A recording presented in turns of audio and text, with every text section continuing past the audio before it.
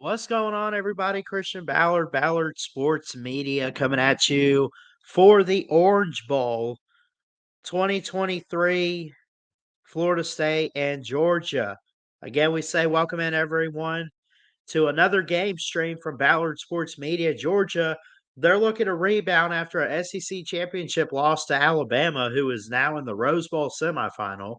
And Florida State looks to prove the naysayers, or lank, I guess if they want to steal the term from the Crimson Tide, they want to prove why they were robbed of a playoff spot, or that they were robbed.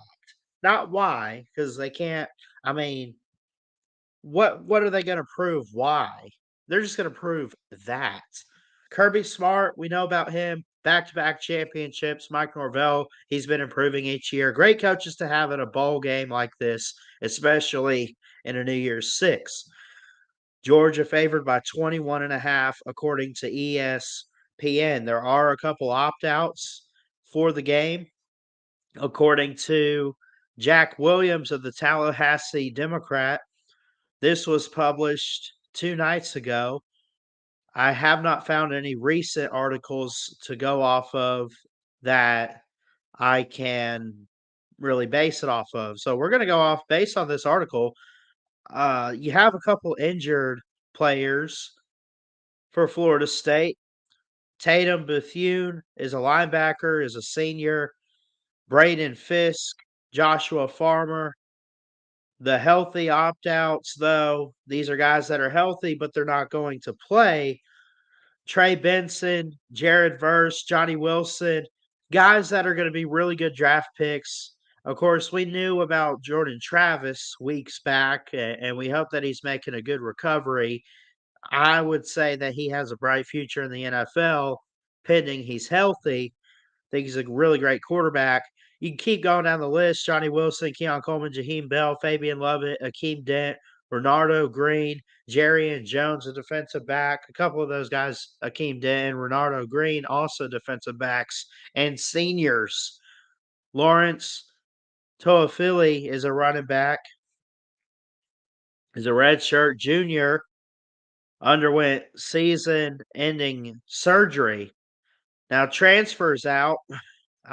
Too many to name, but some guys to mention: Tyler Keltner, the redshirt senior kicker. Rodney Hill is a freshman going to Florida A&M. He's a running back.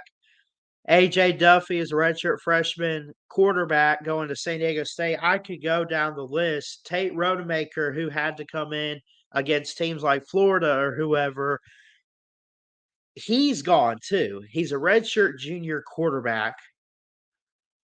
Not the best of quarterback. He's not bad, though. I would say Jordan Travis has been the guy for this team. But what's going to make things interesting is who's going to start for Florida State. From what I'm understanding, they're looking at Brock Glenn, the freshman, because Tate Rodmaker's out. Jordan Travis is hurt. Brock Glenn played a little bit in that last game. From my understanding, I'll be honest, I didn't watch the ACC title because I was at work. But from my understanding, he seems like he's the next man up. Now, as far as Georgia getting to that one, that team, no healthy opt-outs. They do have Brock Bowers still hurt. He's out. Amarius Mims, Smile Munded. Transfers, too many to name. Too many to name. A.J. Harris, a freshman corner. Brock Vandergriff is transferring to Kentucky. C.J. Madden is a defensive lineman, a redshirt freshman, is going to go to Purdue. Austin Blask is a North Carolina transfer, going to North Carolina, I should say, an offensive lineman who's a junior. This is going to be interesting. Who's going to come out on top? I don't know. I don't bet, but my money is going to be on Georgia for this one. I just think that they're well prepared in this game. I think Florida State's prepared too. You've had almost a month to prepare for this matchup here on December 30th, but it's when you look at advantages and everything, Georgia's a better program. Georgia's a better team. They don't have as many key losses or key opt outs or transfers. They have a lot, but I think the way they build depth is what's going to be the key in this game today. Florida State's done great depth wise. That's good. But Kirby Smart and Mike Norvell, you put them together and put them up head to head. I just think it's a whole nother ball game.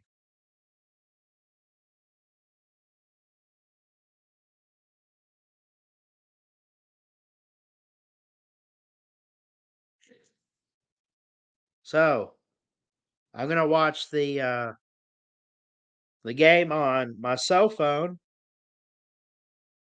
the ACC network version from the command center. Let's double check the comments today. What's up, Cody? How you doing? I sent the link out to a couple Georgia fans. They have the link if they want to join, but other than that, I'm not really going to let a whole lot of people on.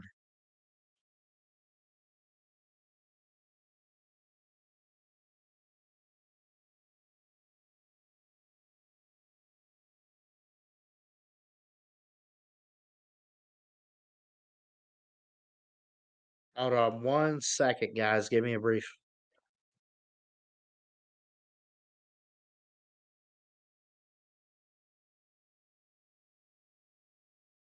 Okay, I had to send a text out.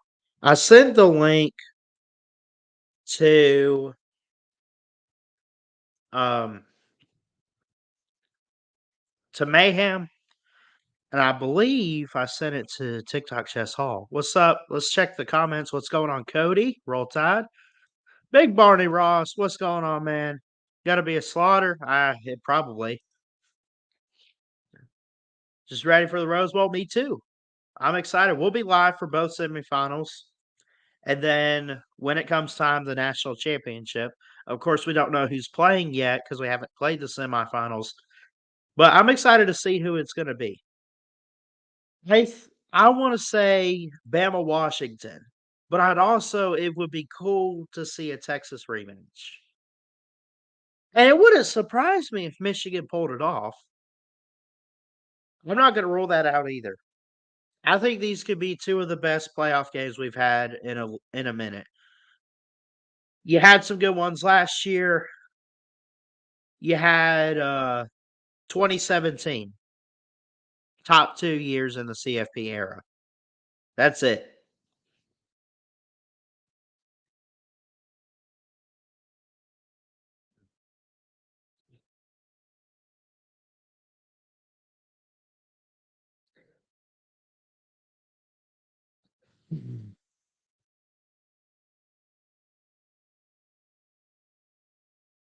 Yeah, Auburn's not looking too hot, Cody. You're right about that.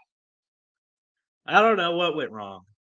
I guess they just got to find their identity with Hugh Freeze, honestly. And, there's no excuse for a loss to Maryland that had opt outs and some injured players. And it wasn't up to their, you know, level of what they've been this year.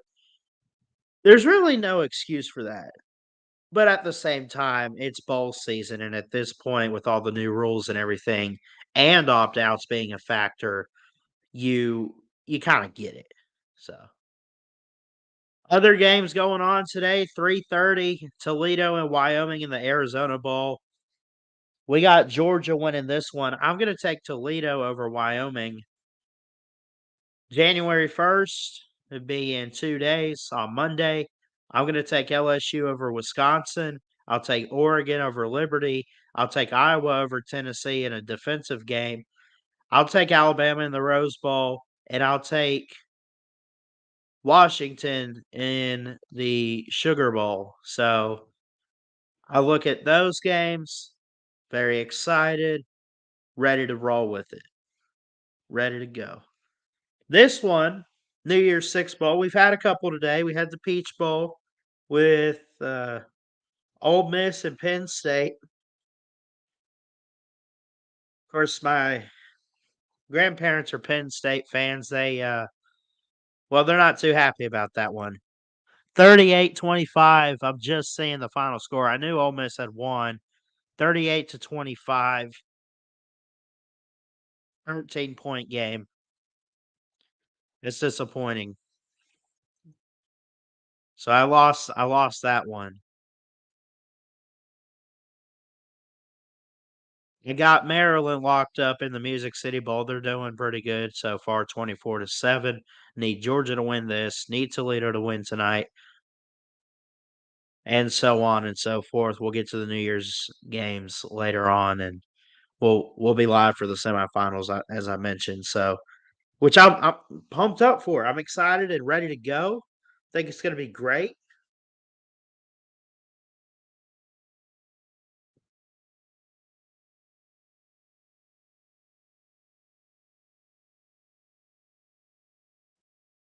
Both these teams too. You would have thought. I mean, it's amazing that they matched up in this Orange Bowl. And I know they got opt outs. I know some guys are not healthy, and it's not going to be 100% the best of both teams. For Georgia and Florida State, you look at what they did this season. They're phenomenal. Florida State's undefeated. Georgia's only got one loss to Alabama. You would have thought in the preseason they would have matched up in the national title, right? And I even said, I made jokes throughout the season about Alabama. I think somewhere on record, if you go back and find receipts on this channel and you can forward it to me, ballardsports19 at gmail.com. Someone go find out if I said Florida State or somebody would stop the three-peat for Georgia and Florida State would win a title over Georgia. I said something along those lines. Now, I'm wrong about it being a national title, but to see them in the Orange Bowl, that excites me. Carson Beck is 4-1 against top 20 opponents, 74 completion percentage, 11 touchdowns, 2 picks, over 3,000 passing yards in his career. Over that this season, even. Great day if you're in the Miami area of Florida, there at the bottom of the state, near the Florida Keys and everything. Looks like it's going to be a good game. Looks like it'll be a great day there, too. Hard Rock Stadium held the national title a few years ago, set to hold it again soon in 2026, 2027, from my understanding. Of course, both these teams hoping to be trending upward. Georgia for sure. Florida State, was this their one shot at a national title? And did they get robbed by the playoffs in that case? We'll see.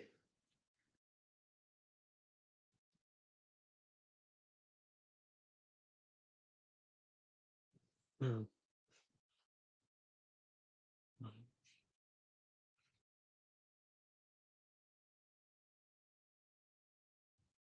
UGA again favored by 21.5 points in this game, all because of the opt outs Florida State has. Someone's got to be favored. I get it being Georgia. I I still would be surprised if they win by 22 plus. They're favored by 21.5 by ESPN. Wow.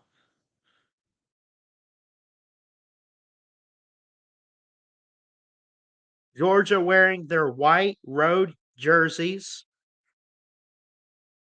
At least I'm assuming because the garnet and gold is what Florida State's going to wear, their home uniforms. But we'll see what Georgia's wearing here in a second. Florida State getting ready to run out the tunnel.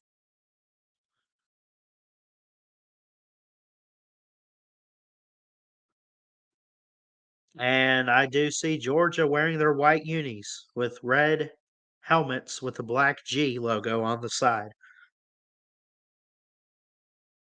Looks like a packed house, too. Mostly Florida State fans, of course, being in the state of Florida for this game here. Surely there's a lot of Georgia faithful in the Orange Bowl today. We will see. With a big crowd like that, you got to think strong support for the Seminoles as they take the field here.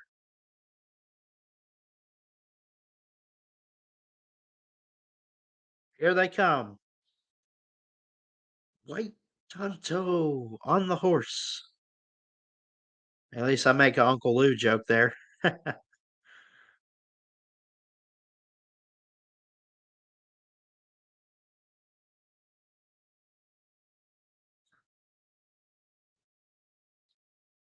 They plant the spear in the middle of the field. Mike Norvell and his squad is ready. And here in a few seconds, we'll see if Kirby Smart and his boys are ready too. They are at least ready to take field. Kirby shaking some hands with his players, telling them, "You got this."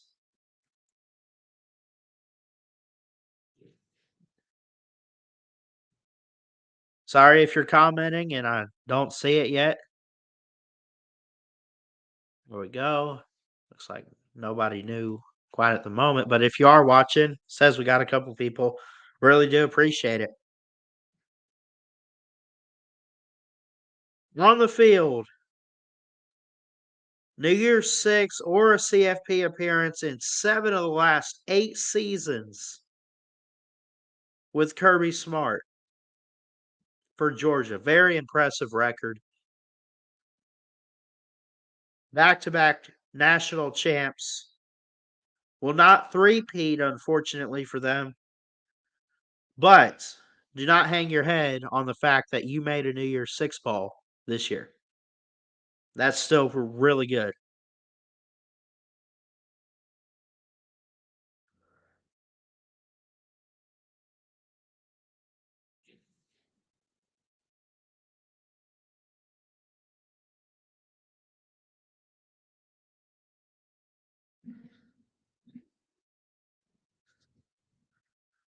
So they look to start a new win streak, Georgia does, a losing streak of 1 so far after falling to the Alabama Crimson Tide in the SEC title game, 27-24, which, by the way, yours truly here predicted that score. Go watch Tidal Wave Talk from that week. Here's the coin toss. I'm going to listen into it. 2:25 away from kickoff.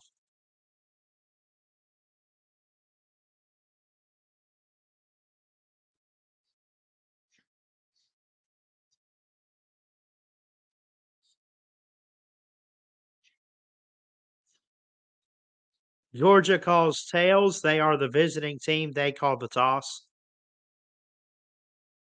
They flip it. It's tails for Georgia.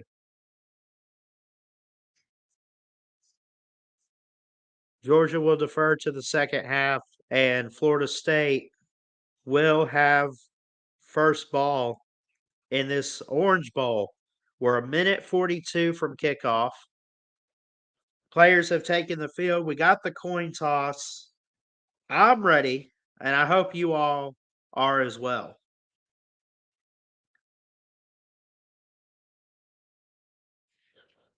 Could be a historic game. I think it's great because I really don't know what we're getting into. You got two really good defenses. You got opt outs. You've had a couple guys enter the portal this week and this month. You got Georgia, who's mostly defense, but offense can be very tricky. And then you got Florida State, who's down a couple quarterbacks and has been nothing but lights out offensively. It'll be a good matchup. I'm excited. You look at some of the defense for Georgia, too. You look at Tyke Smith, a defensive back with 68 tackles. Tyke Smith with 4 interceptions for Georgia. That's pretty good, too. I look at Malachi Starks, Javon Bullard, Kamari Lassiter, Dumas Johnson. I could go down the list. They have a lot of guys.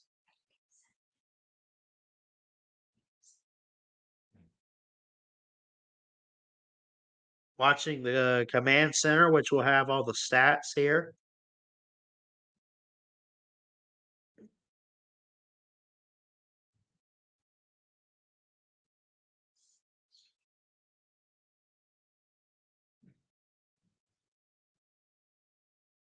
Appreciate you all tuning in. Hit that thumbs up. Leave a reaction on Facebook. Subscribe on YouTube to Ballard Sports Media. Number 5 and number 6, Florida State, Georgia, respectively, in that order. We're set to kick this one off here in a matter of moments.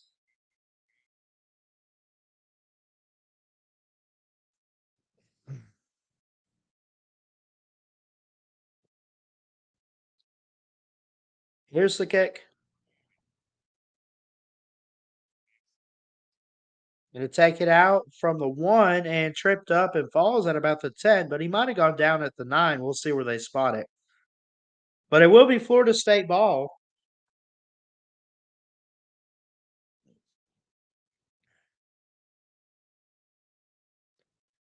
Looks like a pick 6 in the Auburn game. Brock Glenn is going to get the start today, number 11. And from my understanding, a true freshman, I believe is his class for the Florida State Seminoles. 3 wideouts to the left. Looking at this, good aerial coverage. Going to hand it off here to Benson.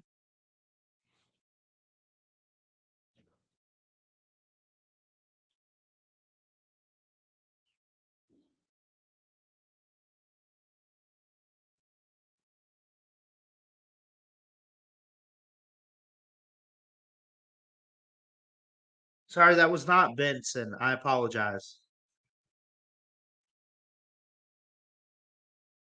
Cannot see who that was, but it was not Benson. There's a throw and a catch on the second down play for a first down for 7 yards.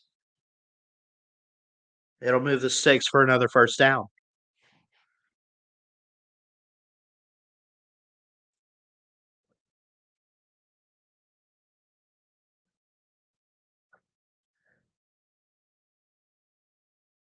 Handoff going left, runs up the middle, and he will not be anywhere near the first down marker. He probably got 3 or 4 yards on that carry.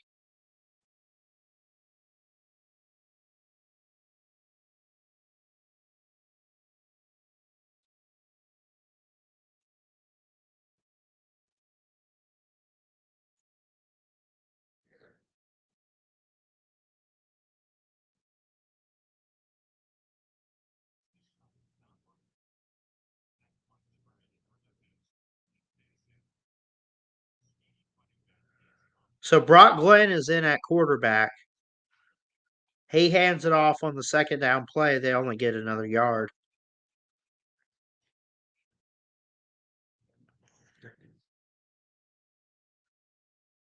Ja'Kai Douglas in running that one. He's a wide receiver. Wears number 0.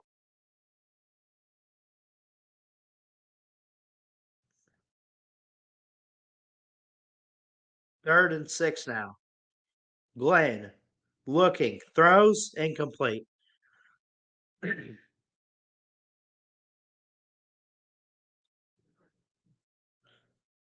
Throws it incomplete to his receiver. That'll bring up 4th down and 6. And they'll send the punt unit out there.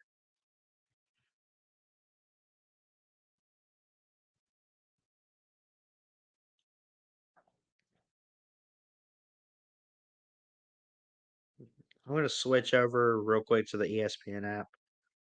Watch the game on that because Hulu. I don't know why I automatically go to Hulu. I just do.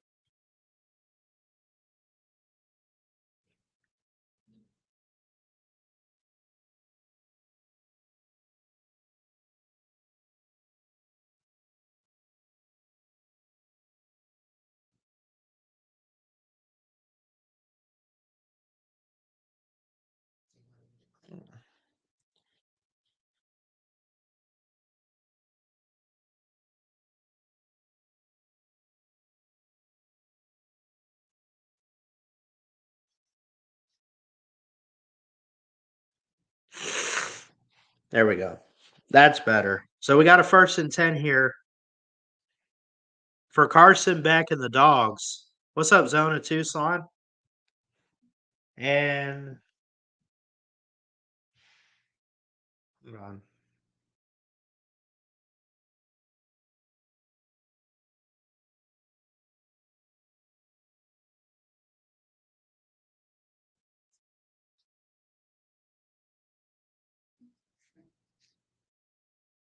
Night stream the other night. The Alamo Bowl was awesome. I appreciate that, Zona Tucson. I wish I had made it through the whole game, man. I was wore out there. uh, so Kendall Milton rushes it for 8 yards on his first carry of the game. It is Georgia possession now from the 42 of their own. Empty backfield now, 4 guys to the left of the quarterback, 1 to the bottom of the screen. He throws and it's incomplete. They blow it dead. Tried to get it to Smith. He couldn't come away with it.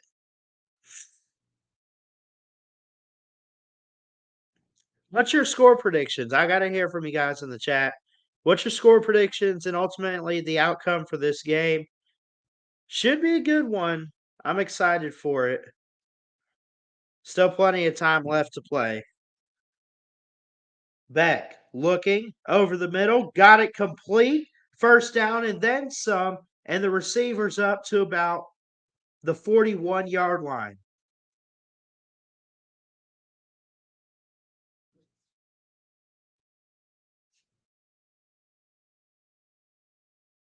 Arian Smith, number 11. I apologize. I think I said Anias. I think that I got that mixed up with a different Georgia player.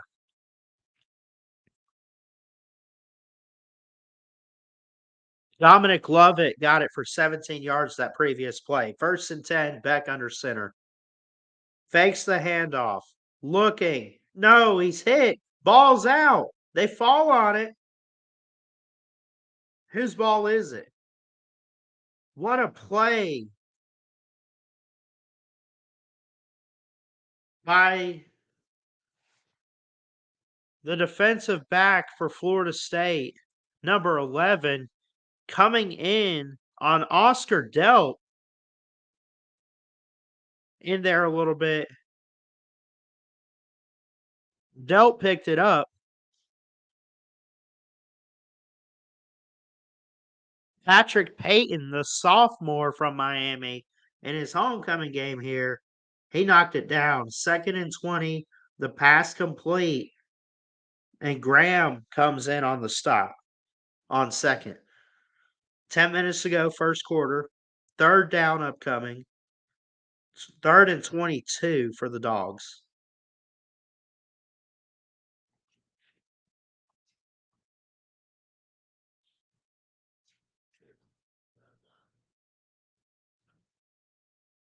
.943. Carson Beck trying to get his guys in gear. Snap to Beck. Plenty of time in the pocket. Clean throw. Going left.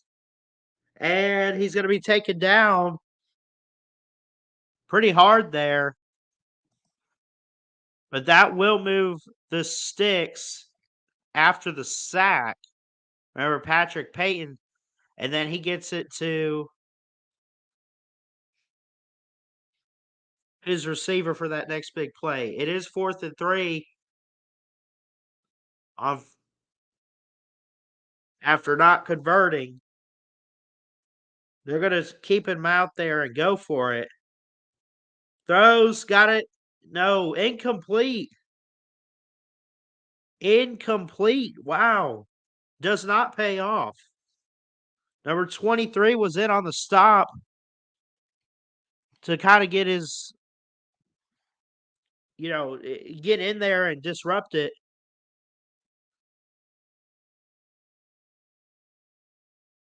Fentrell Cypress II for Rock Hill, South Carolina was in on it. They go to commercial break.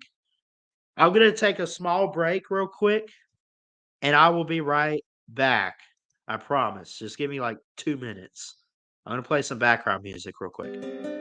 So I'll step aside real quick. Be back in 2.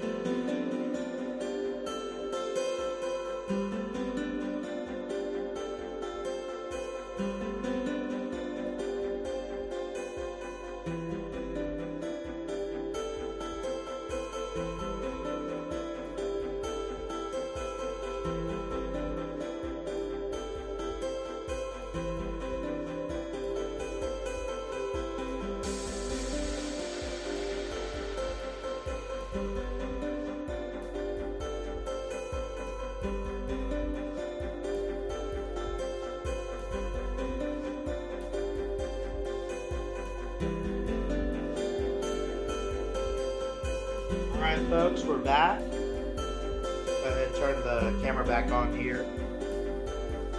And we'll cut that music off.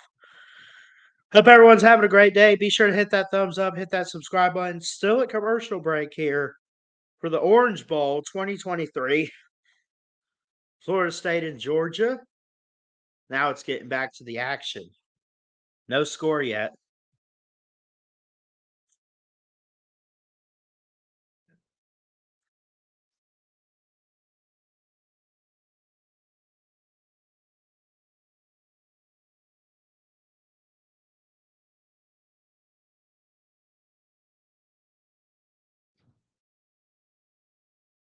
Going to be a toss to the right side going for Florida State here, back from the action. Back to the action, I should say. Toss to the right on 1st and 10, picks up a couple. We'll see where they spot it here. 2nd down and 9, so he only picks up 1 yard on the play.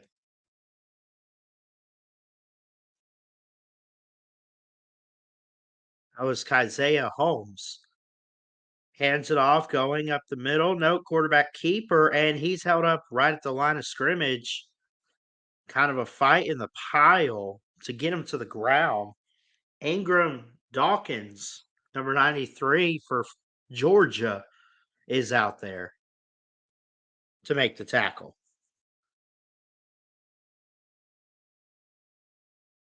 Carson Beckett, quarterback for Georgia in this game. Brock Glenn and his offense for Florida State are out there right now. Jordan Travis is in crutches on the sideline. Good to show him a little bit in this game on the sidelines there. We pray for a full recovery. Surely he'll go high in the draft, I think. Here's a handoff on 3rd and 8. And he goes nowhere, maybe gets a yard, but obviously shy of the 1st down. That'll bring up 4th. And for Georgia on that one, getting the credit is Jalon Walker, the sophomore linebacker. He's 6'2", 225.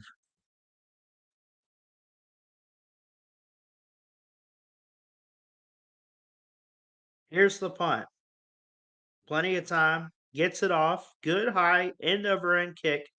Taken from the 14 and tripped up for Georgia right at the 30, maybe the 31-yard line.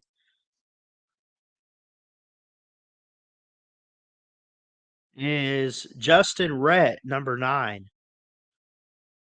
Unless I'm getting it mixed up with another number 9 here, but I'm looking trying to keep up with their roster. But he wore number 9, and he was for Georgia, and that's the only one I see there, so looks like they put a freshman back there to return. Pretty interesting call there. No score in this game. Other games that went on today, some disappointment in my family, but that's all right. It happens. Currently, Auburn has the ball. They are down 31-7 against Maryland in the Music City Bowl. The other night, Clemson beat Kentucky. Today, though, when you look at some of these scores and you look at Penn State falling by 13 to Ole Miss, I expected Penn State's defense to come through in that one, honestly. Do you blame me? Maybe you do, maybe you don't. It's one of those where you just, like my grandfather was saying this afternoon, you just don't trust Franklin in a big game like this. You just don't. But kind of an upset there as number 11 knocks off number 10. Ole Miss wins the Chick-fil-A Peach Bowl. First big New Year's Six game that we've had. Ole Miss gets the win by 13.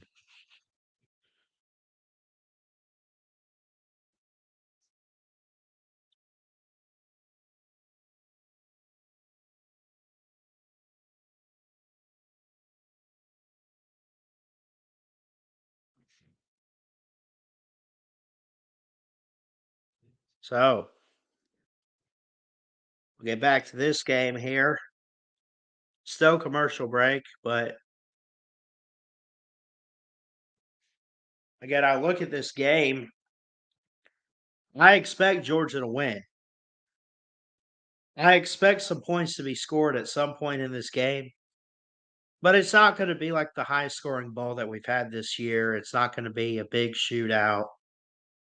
34-28 or 31 or something would be reasonable. Actually, I think I ended up going like 31-17 Georgia. Just because could you imagine though with Jordan Travis healthy what it would look like? That's all I would say. But now then you have an injured Jordan Travis completely out, can't play, couple opt-outs. Florida State wanted in the CFP. They probably needed to be in, deserved to be in, but they didn't.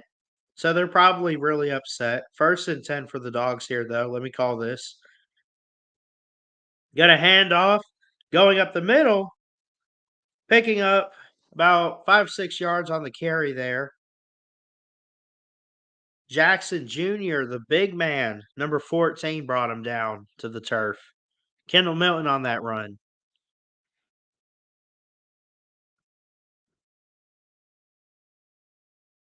Darrell Jackson is number 14 for Florida State.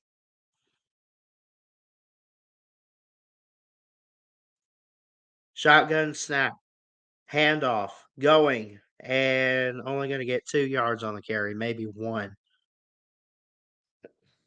for Georgia. And Kendall Milton on the stop there. Number 95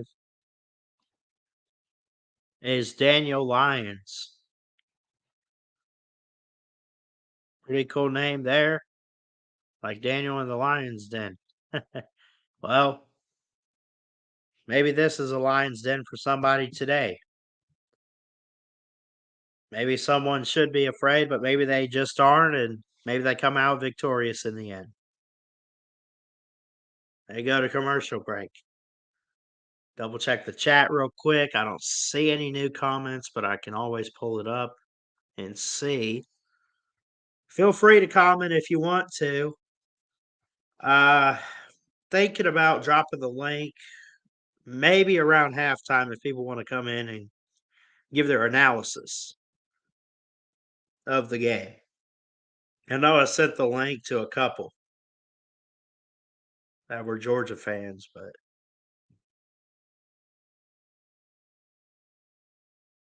So, looking at this game here, honestly, what I've seen so far, not a whole lot of explosion on offense, which kind of surprises me.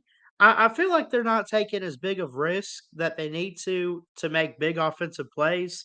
And honestly, just going forward, they need to try to do that.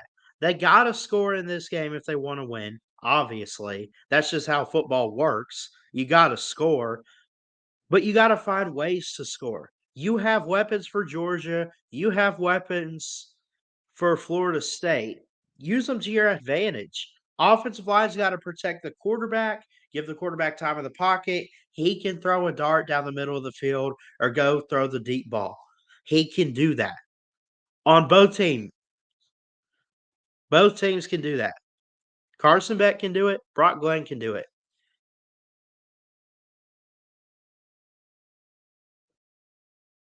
But we'll see what happens.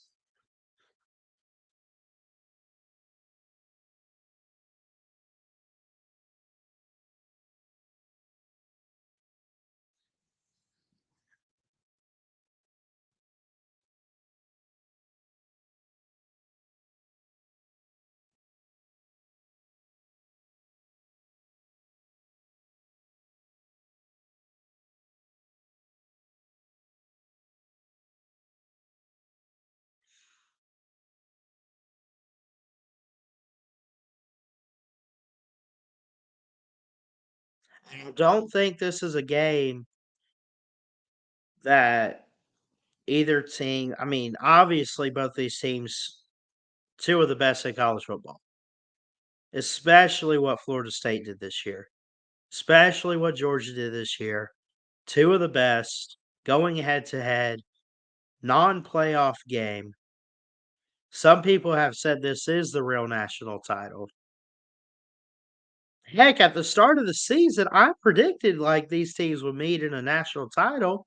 I guess I was right on one thing. They are meeting today. They just, it's the Orange Bowl.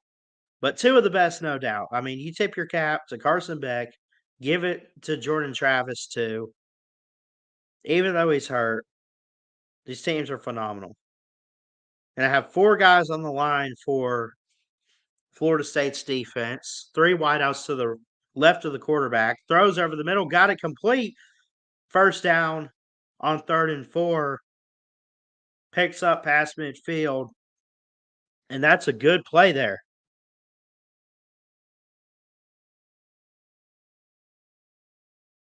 Number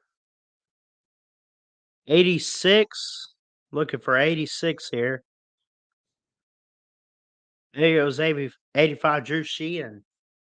We'll see later on. I don't know. Those incomplete.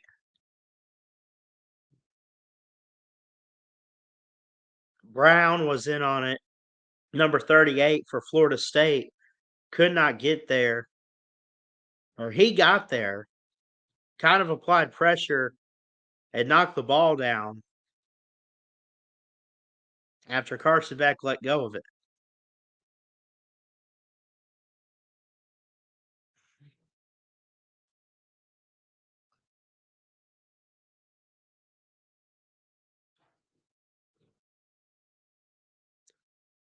Beck, plenty of time to throw, throws across the middle. It's caught. First down. Georgia.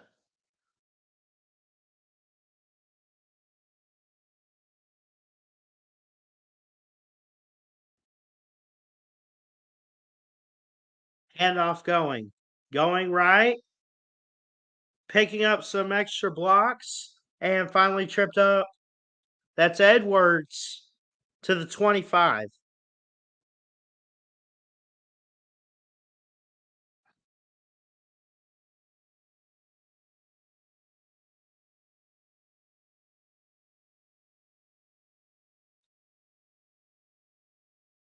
100 yards in this first quarter alone for Georgia.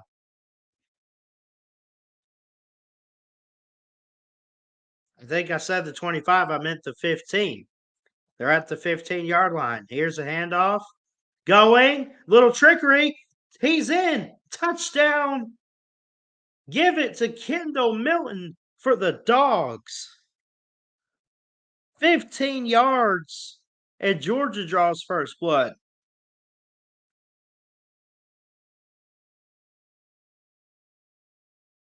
Wow.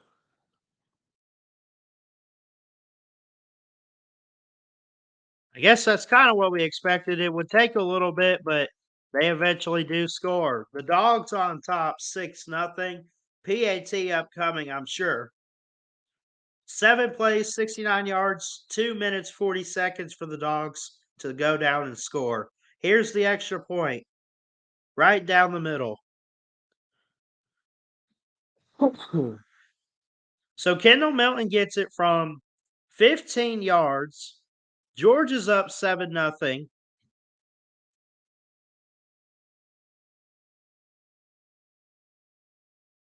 They go to commercial break.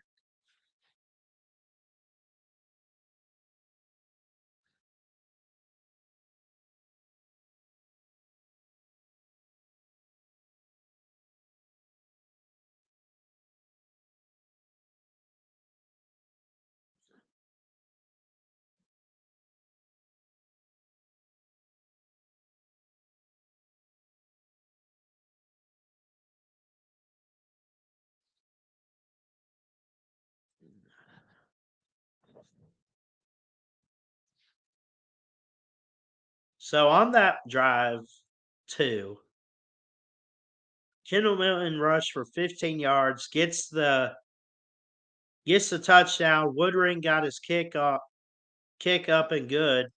It was a 7-play drive, 69 yards, just under 3 minutes. 7 plays. Of course, Florida State did use timeout at one point. Carson Beck had some trouble, but kept finding guys. He tried Rosemary Jack Saint. Then he found him for 16 yards, a big play. Rosemary Jack Saint has a little bit of speed to him. Dejon Edwards got a big hole up the middle for 17 yards. Kendall Milton, 15 more yards, and the touchdown. So back-to-back running plays of 15 or more yards for the Dogs. One of them paid off in points.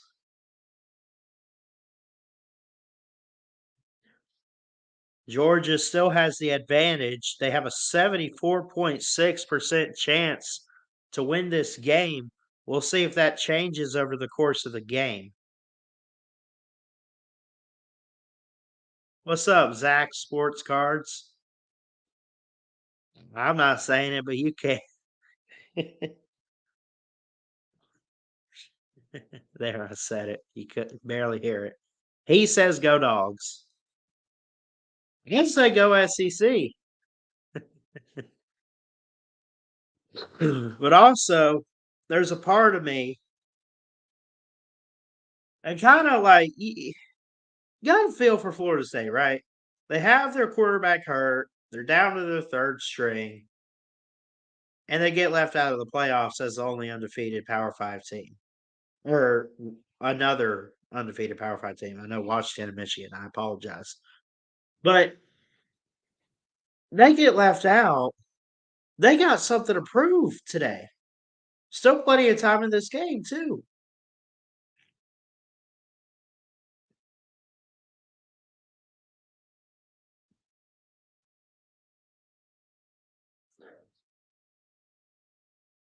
Zach says he's pulling for Alabama in the playoffs as a Georgia fan. Well, hey, go for it, buddy. As an Alabama guy, I'm pulling for him, but I appreciate the support from a Georgia fan. Here's Glenn over the middle, and it's caught. He's taken out at the 28, but he caught it at the 30-yard line.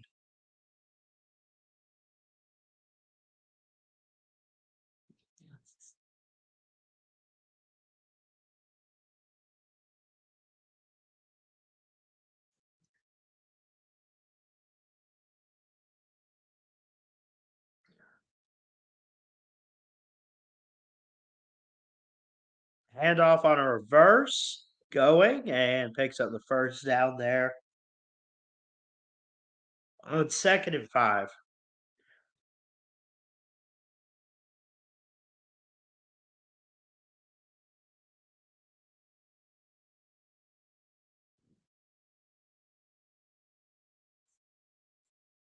Brock Glenn is 2 of 3 for 12 yards so far. That was Douglas on the run, wide receiver. He's got 3 carries today. It's interesting how they're kinda using him to help with the run game. He does have some good speed on him, number 0 for Ja'Kai Douglas. Keeper, and it goes nowhere. Maybe a yard, but that's it.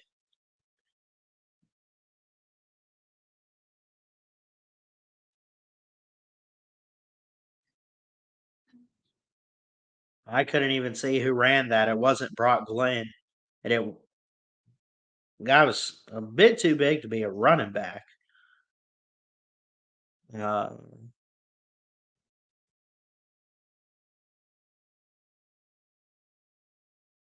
Here's Glenn looking, plenty of time, throws in the pocket, going, tripped up and incomplete. Could not get it. That was Williamson, number 21, Darian Williamson, the junior from Brownsville, Tennessee, tries to make a play, but gets tripped up there at the end. Kind of caught his own feet. Blue for 2 on 3rd downs. We got a 3rd and 9 here for the Noles. Gets it off. Throwing over and incomplete. Diagonal right type of pass. He just kind of took a slant route there. 2:04 left after the incompletion in the first quarter. 4th and 9 upcoming here for the Seminoles. It'll be a punt play from Alex Mastromano.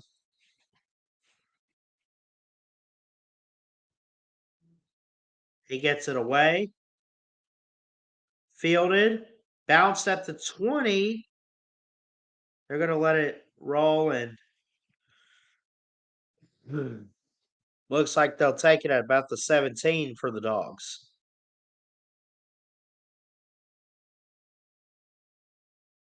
So 2 days left, folks. We got Saturday today, going to church tomorrow. I'll be home during the day. No games tomorrow, no streams. Enjoy New Year's Eve.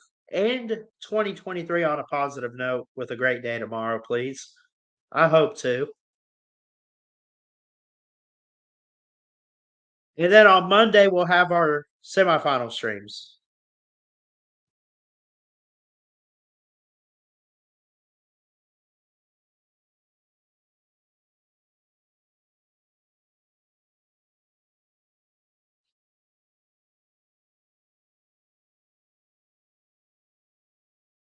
I go back to school on the 9th in college over at Wallace State. Coach Sharp doing pretty good so far. Haven't checked the record in a minute, but he's been doing pretty good with the girls and boys basketball over there. 2nd and 7 in this game. 1:21 to go first quarter. Handoff Edwards. Edwards taking it, picks up the first down and a couple up to about the 31 for Georgia. 107 left. Had an offensive lineman come in and kind of swoop around to get a block for the running back to make a big play. Beck throwing, nearly picked. Man, he wish he had that one. Big number 23 for that's Cypress. He couldn't get it. right in his hands and his face mask too. Just kind of slipped there at the end. It'll bring up 2nd down and 10 with an incompletion on that one for the Dogs. And he was going deep. He was trying to get Arian Smith there.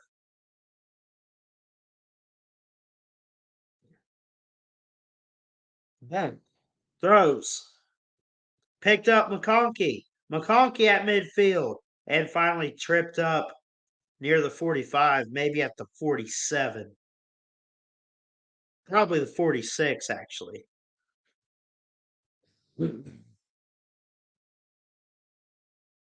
Good ball placement there on that play. Handoff Milton. Milton breaks the tackle. Milton in a foot race. They finally get him. He steps out. He does not go down, but he'll step out at about the 5-yard line. They'll let the clock run out. It'll be 1st and goal for the Dogs after the first quarter.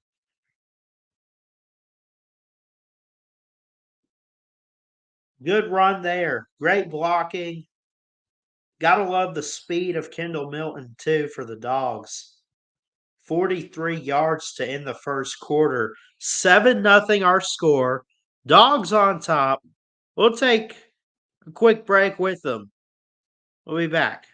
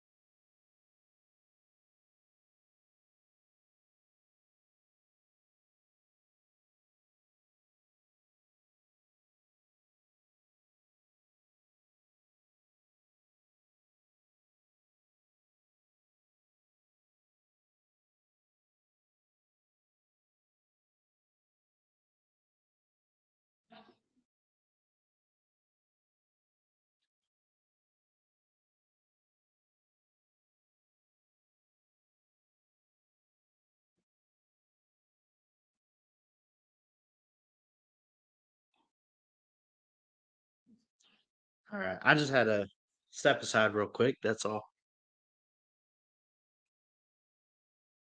Appreciate everyone watching. Hit that thumbs up. Hit that subscribe button too. Really would appreciate it. We're trying to get more professional, trying to grow the channel more, trying to do big things, better thumbnails, analysis, recap in 2024, and even hopefully in these next couple of days of 2023.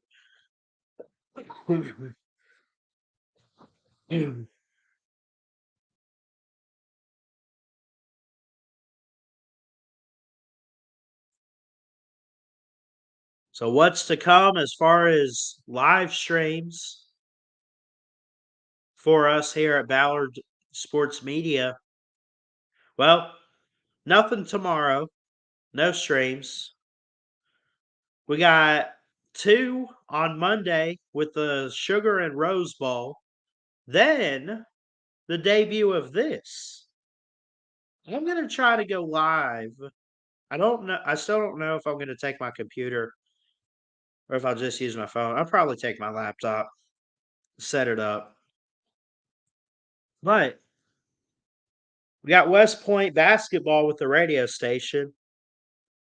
And I'm gonna give it a shot trying to let you guys get a view of what it looks like from my basketball games when I'm running the soundboard and everything for WKUL.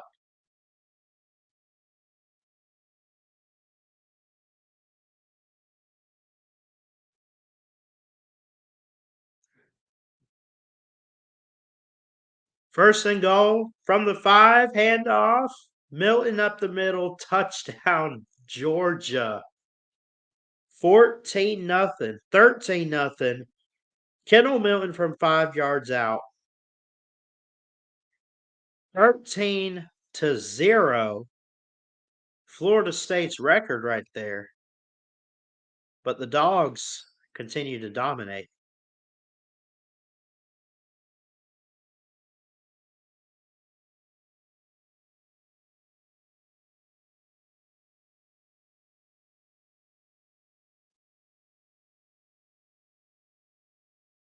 See if he gets the PAT. Clean snap, good hold. Kick is down the middle. 2-score game. A shutout so far by the Georgia defense. And Florida State, again, having no answers for the run game of Georgia. Kendall Millen putting on a good performance today.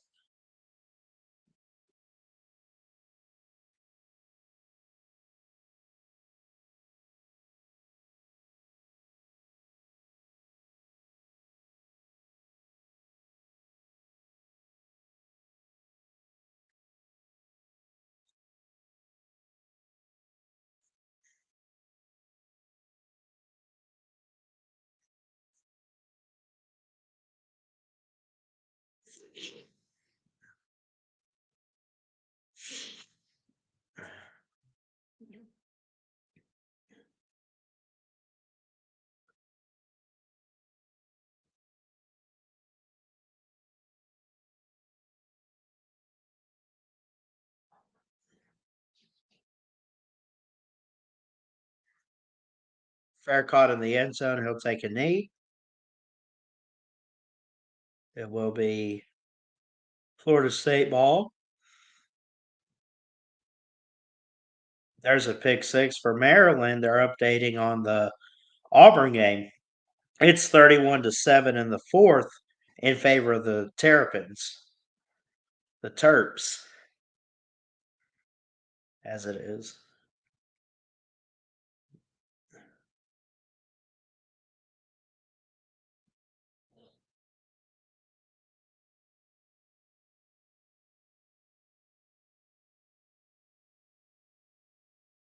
Glenn has to roll out. Throws, got it complete.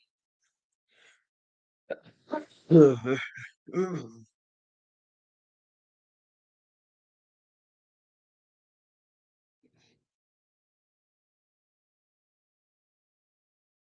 was Kentron Poirier or Hoyter. I don't want to butcher his last name. I'll call him Kentron by his first. Going deep. Can he get there? Oh, what a grab! Right there inside the 5 yard line to number 88. Big play. Brock Glenn to Poirier or Kentron. Sorry. We'll call him Kentron because I don't. He's from Florida. So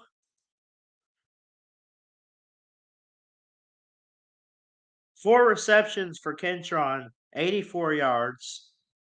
Big play for him there. Glenn going to keep it himself and going to be corralled.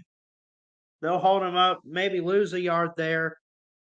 Could be at the line of scrimmage, depends on where they spot it. It'll be second and goal.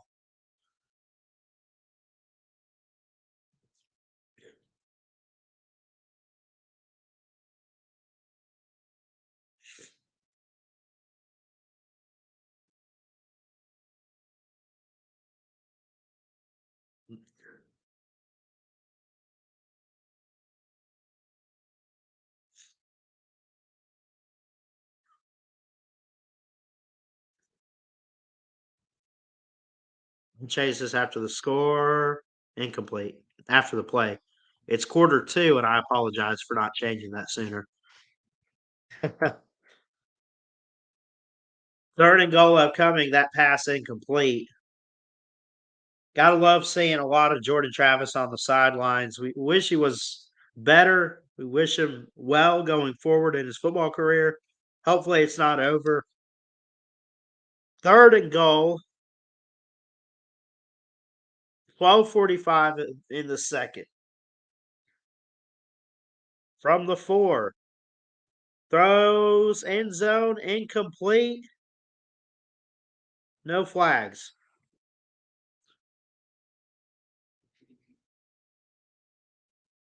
So that was incompletion for Florida State. They tried to get it to Kyle Morlock, the tight end number 84, and now we assume will be the field goal unit. And it will be.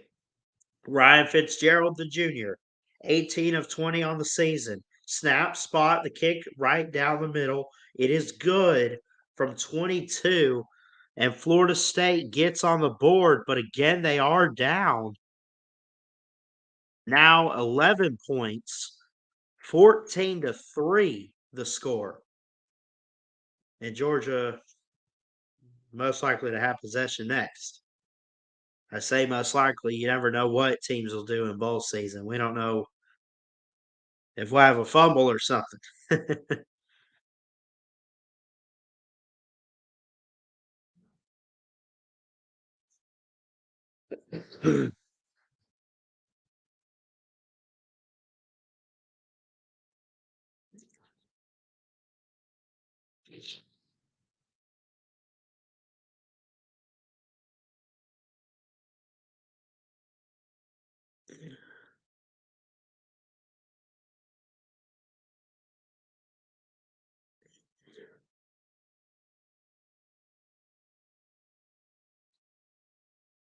So let's double check some scores, see if anything's changed. Of course, the Peach Bowl, that's in the books. Ole Miss got the victory. Maryland's still up 31-7 over the Auburn Tigers in the fourth. Other scores you might have missed this week: 40-8 in the Sun. Was it the Sun Bowl? Notre Dame and Oregon State. Notre Dame won. Cotton Bowl, Missouri able to get the victory. Of course, they won 14-3, which is currently the score of what we're watching now in the Orange Bowl. 38-35 the other day with Clemson and Kentucky. Almost went live for it.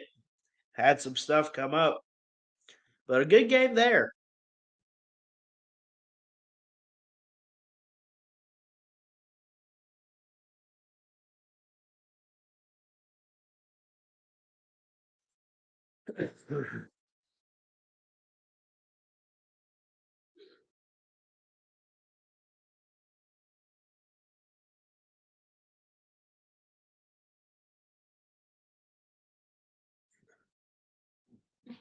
Hold on. I see we got some comments. I'll get to those in a second. Here's the kickoff, 12:34 to go in the half. It will be a touchback for the Dogs. Okay, comments. Patricia Stowe on Facebook. Too much time not covering play. You talking about me? I apologize. I'm not really the play-by-play type. I try to, but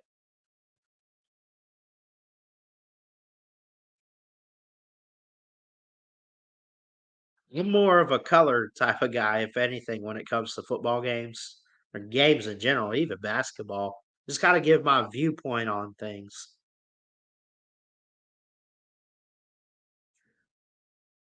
First and 10 for the Seminoles. No, for the Dogs, I'm sorry.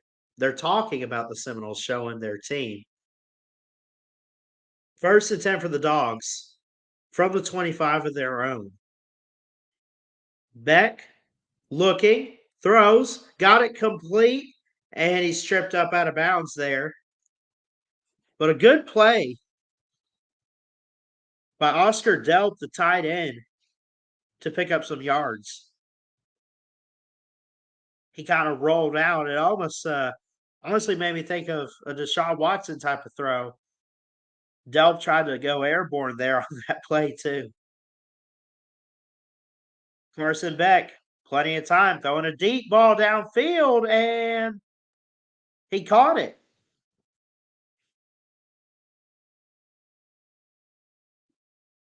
Great play there by Bell.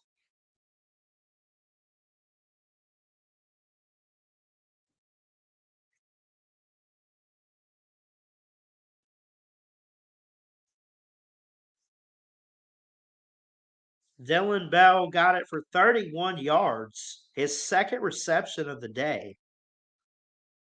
Carson Beck is 8 of 12, 132 yards, but yet to throw a touchdown. They have 2 rushing. Here's Edwards, and now he's in the red zone.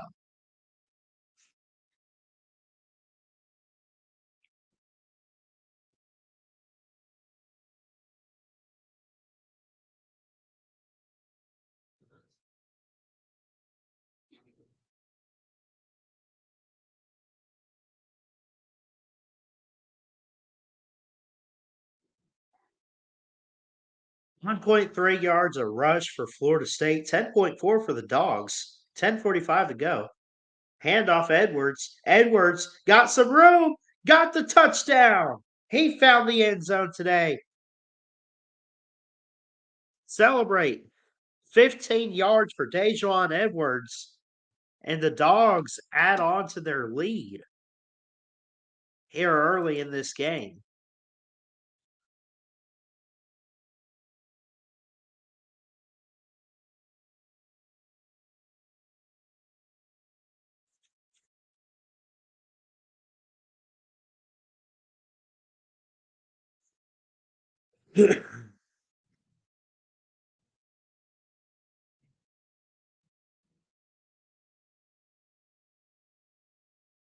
PAT for Woodring is up and good.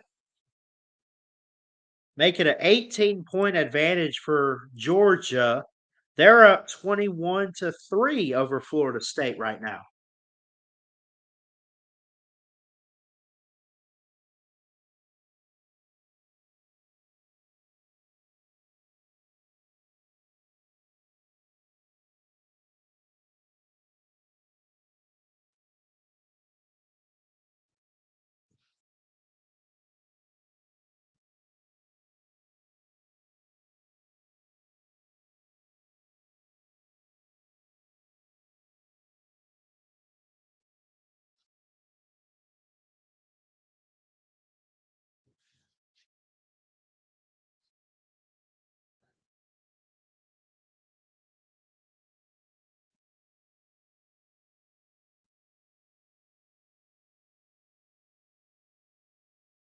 Don't forget, might drop the link at halftime, get you guys on, let you talk, then we'll cut you off, and then we'll get back to the game. Because I do like getting people on for their analysis of games and just having conversation, but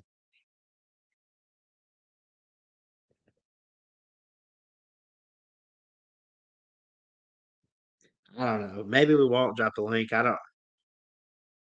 I'll probably just throw up some music and throw up a banner. Something like this. Yeah. First, don't forget the college football playoff on New Year's Day here in 2 days to kick off 2024. The Rose Bowl at Michigan and Alabama, the Sugar Bowl at Washington and Texas. What better way to start the new year? We'll be live for both games. Can't wait. It'll be good.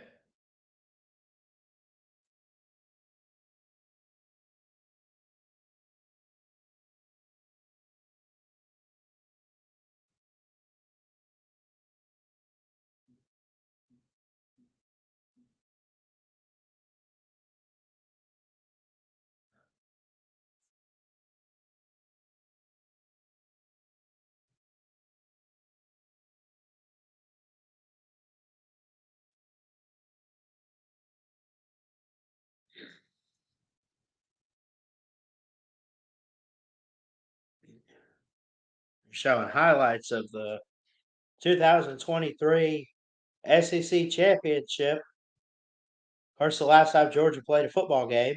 Last time Alabama did too, but they got theirs upcoming.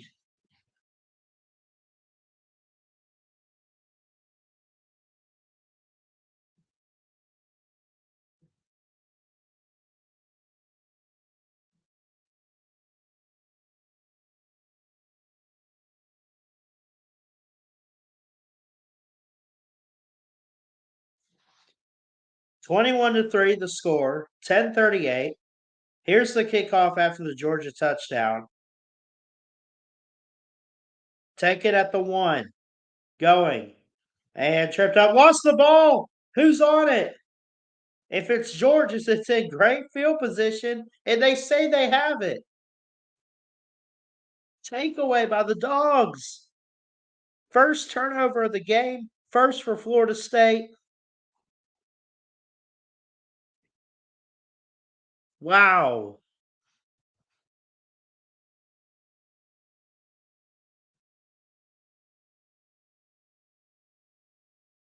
Deuce Spann, number 5, the receiver for Florida State, coughed it up.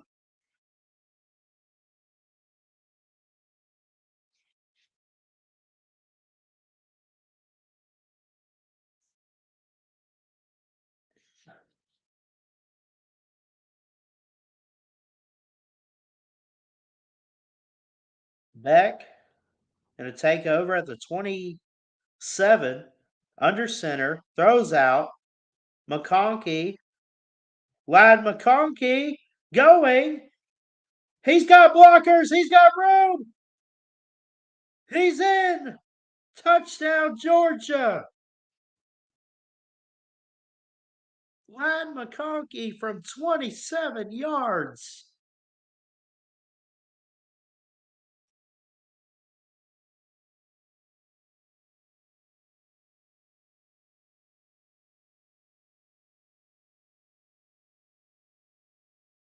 No flags on the play. It's clean. It's fair, too.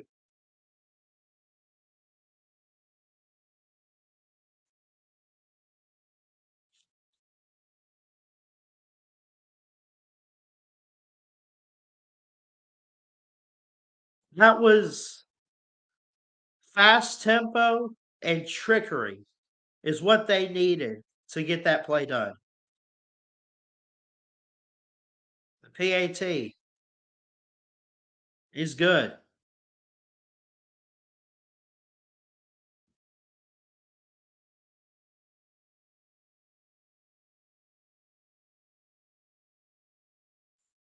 It's 28-3.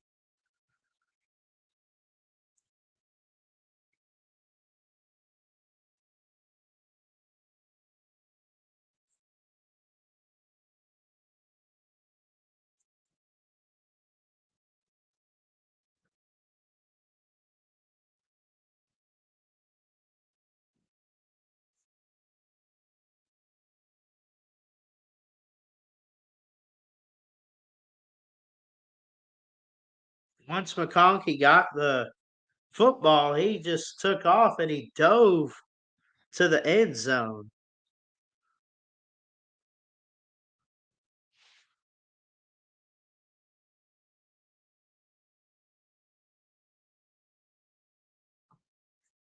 It's incredible.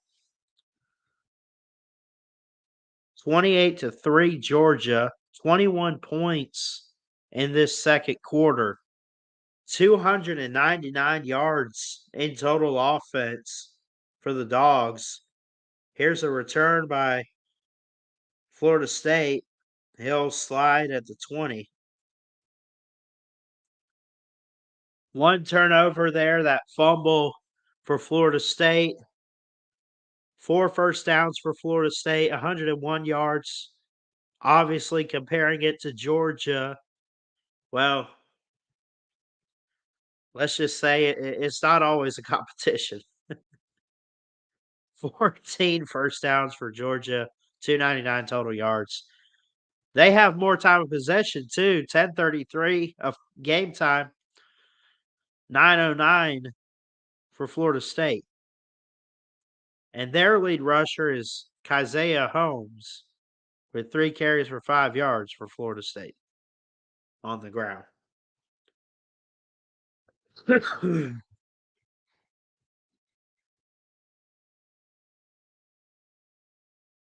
14 to go on the play clock. Gonna keep it. Keep it himself. Oh, he breaks free. He's going, but he's tripped up at the 49, almost at midfield. Great play. That's a big explosive play that Florida State needs to get back in this football game there.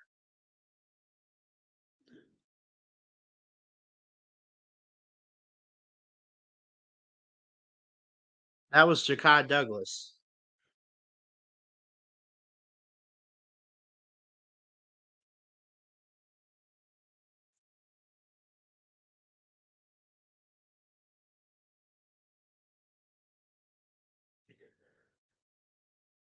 So they're running some wildcat here with a wide receiver and at quarterback. Douglas takes the snap, keeps it himself, runs into a hole, and now he's finally taken down at the 45, but a flag.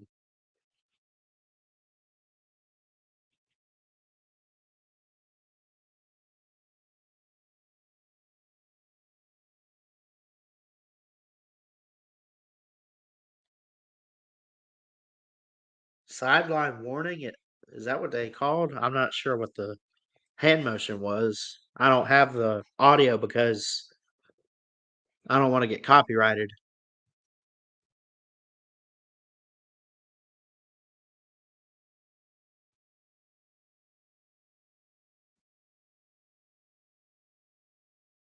Nine minutes to go till half, 2nd and 2. Douglas takes a direct snap and gets back to the line of scrimmage. Obviously, the snap went to him a couple yards back. He tried to get the first down. He could not. They need 2 yards here on 3rd and 2 to keep this drive alive and cut this deficit, or to try to cut the deficit at least. 28-3 is the score.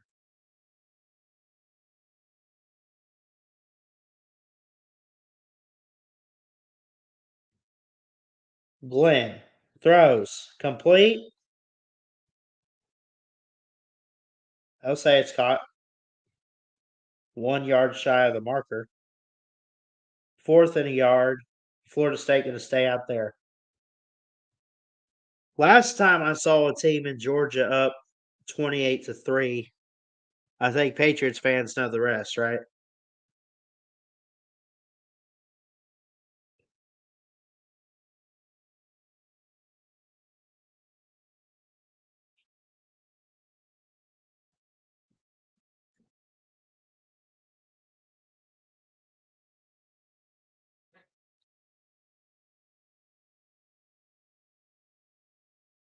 It was pretty amazing, actually. The touchdown by Lad McConkey. Yeah.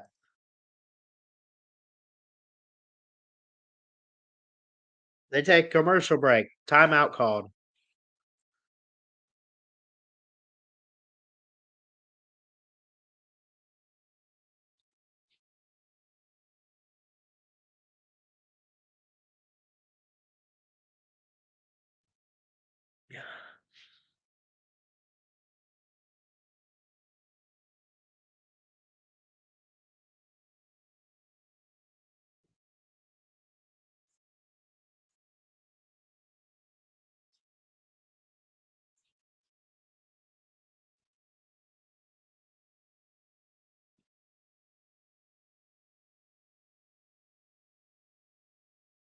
As a Falcons fan, Zach says he's still recovering. Yeah,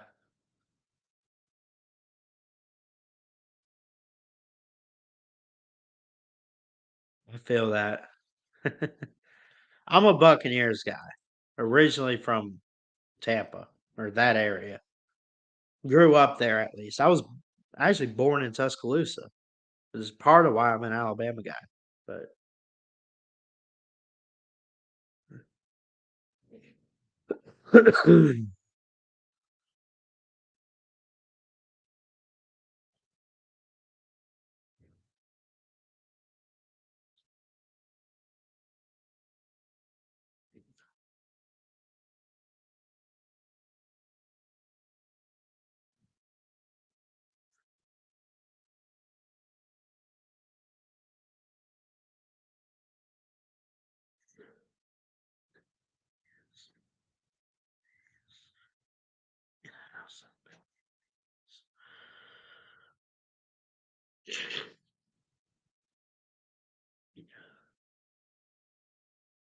hope everyone's having a good day. Hope everyone's ready for New Year's. No games tomorrow. Just a reminder, it being Sunday. I mean, I guess you got an NFL. I haven't really looked at the schedule though, but no college football bowl games. This is it. You got tonight's games. Then you got the semifinals on Monday. We'll be live for both of those, and then we wait a week until the championship on January 8th.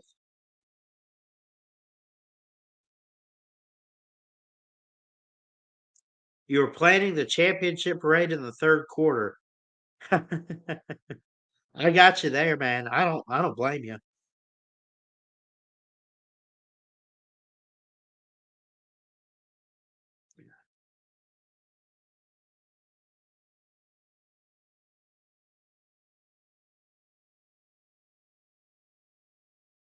Twenty-eight to 3, fourth and a yard for Florida State.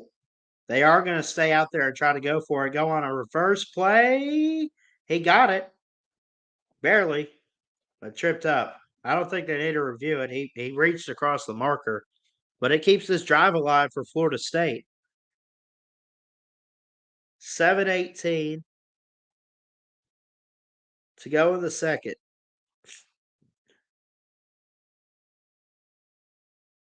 First and 10, FSU.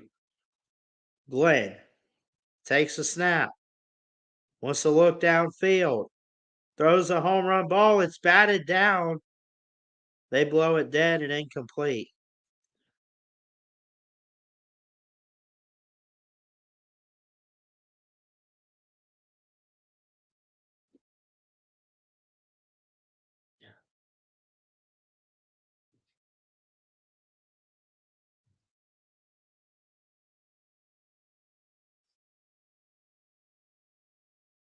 Second and 10 now.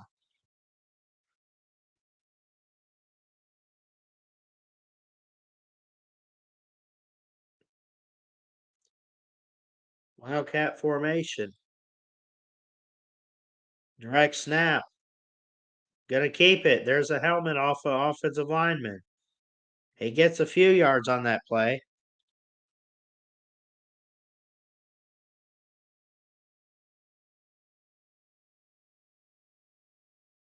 Of course, that's Ja'Kai Douglas. They've been using him a lot in the Wildcat formation today, actually. A couple times.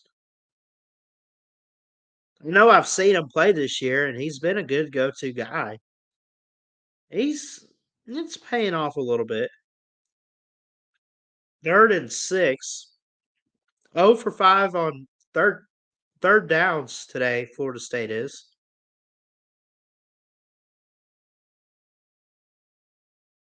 Not Glenn. Wants to go deep. Can he get there? It's in his hands, but they say out of bounds. Javon Bullard was in coverage.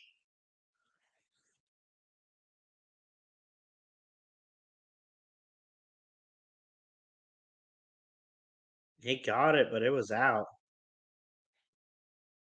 Fourth and 6. 6:04 to go in the half. 28 to 3, Georgia.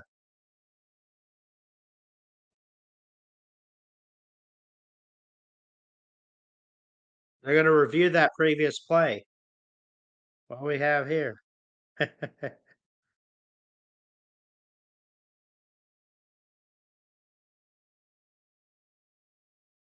He didn't pull it to his body,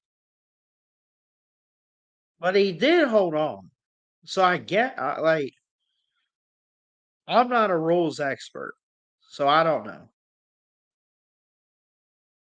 What's up, Joey? He turned this game off. Hate to watch embarrassment. Yeah, I get that. I get that. What bowl game is next tonight? We just looked at it. Hold on. This might be it for today. Yeah, this is it. You got Auburn and Maryland in the fourth. Auburn's trying to make a comeback. You got end of the first, Toledo and Wyoming. Just started the second, actually. So this is pretty much it. No games tomorrow. So the ruling on the field of this play is an incomplete pass.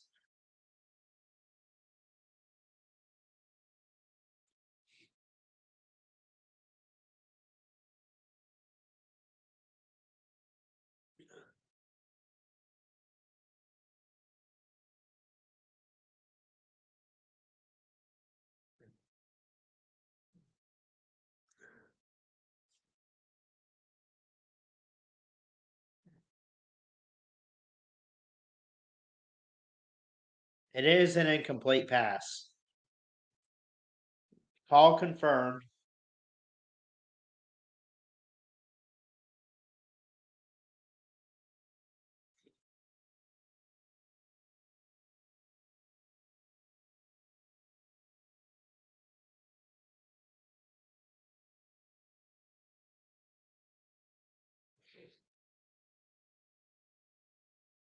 I'm going to stay out there.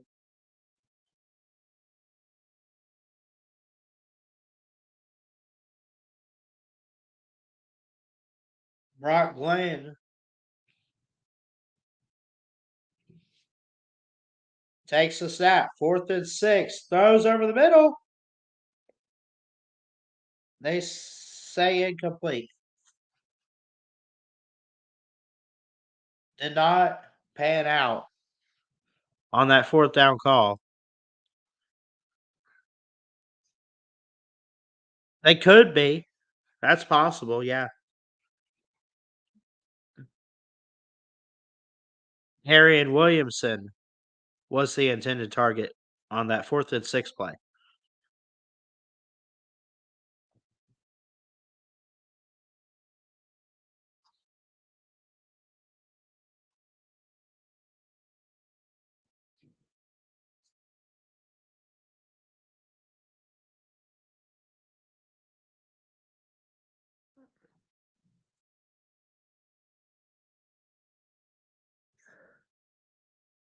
Drops it off, going right.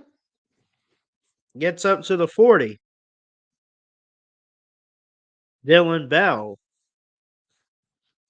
actually got it to the 41.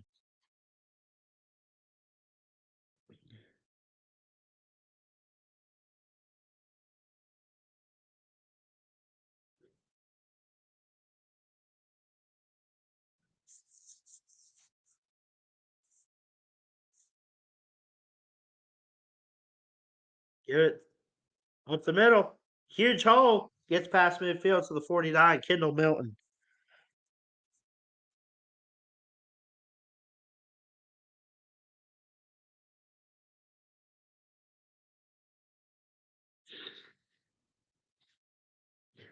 Ran for 10 yards. Back throwing downfield. 1-on-1 incomplete, but a flag comes in. This could be in Georgia's favor. Nia Smith was out there for Georgia. And the defender for Florida State got tied up in it. Number 16, Quindarius Jones.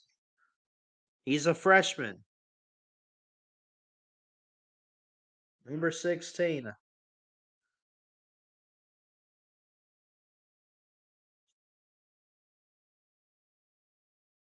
It is pass interference on the freshman from Meridian, Mississippi. Shotgun formation. One running back to his left. Beck fakes the handoff, throws, got it to Delp, and Delp to the 15.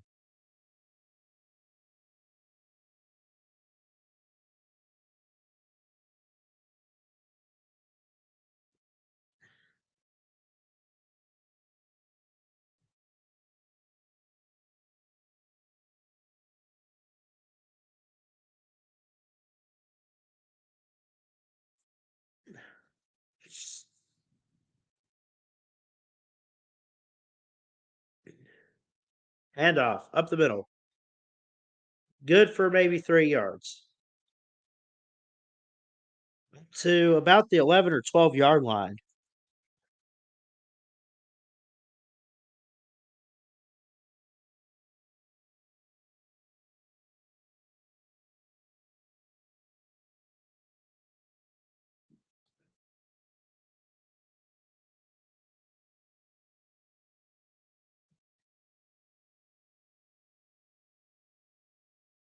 Beck throws, going end zone, touchdown dogs.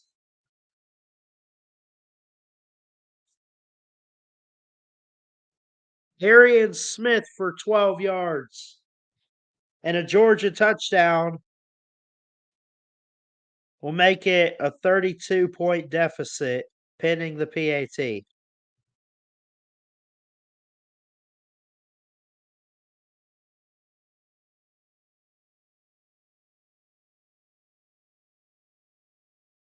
It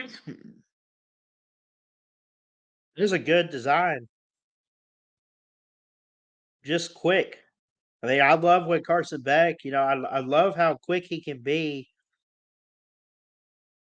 PAT's good to get it to his receivers, to get it out of his hands.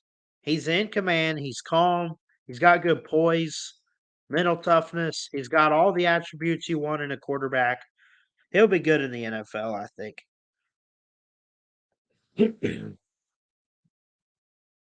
35-3. We'll take a break at halftime.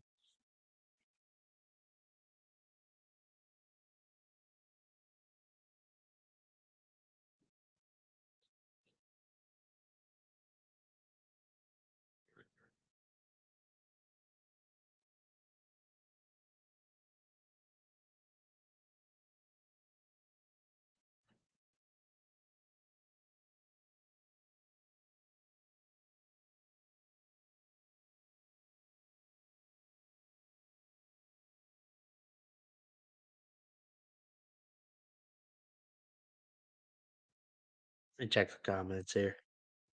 Flaming Sports Media, what's up, man? Happy New Year to you. Good to see you, buddy.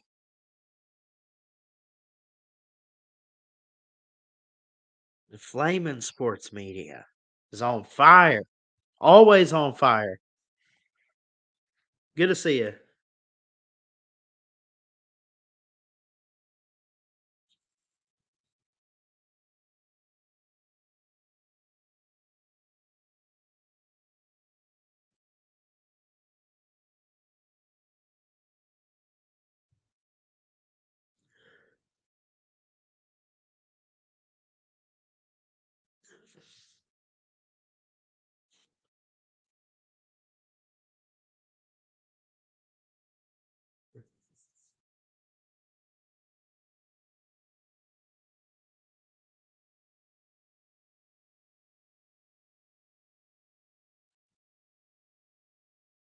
Dude, come on.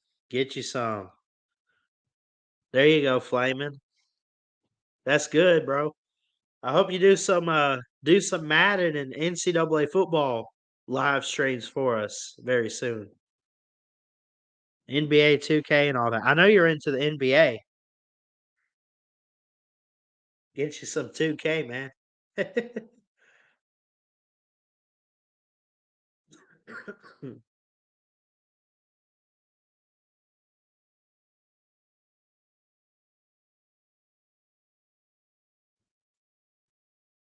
Why are we talking about the Dallas Cowboys in this?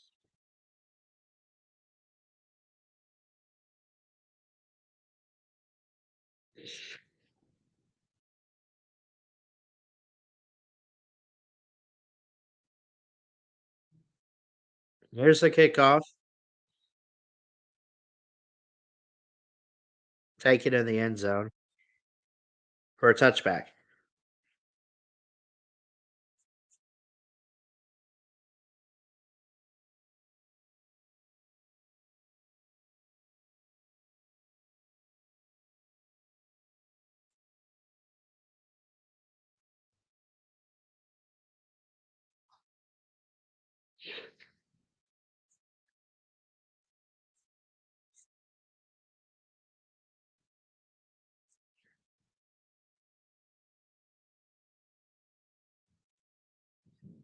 Florida State here. Gonna keep her to the 30.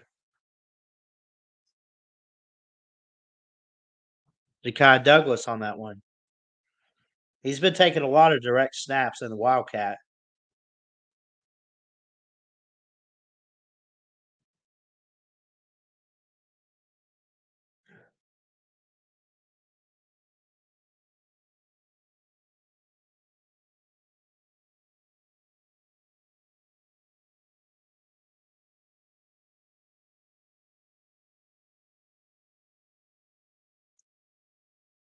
Glenn has to get away from the heat. Throws it. Complete. Was it inbounds? They say it is. Got it to Hakeem Williams for 9 yards.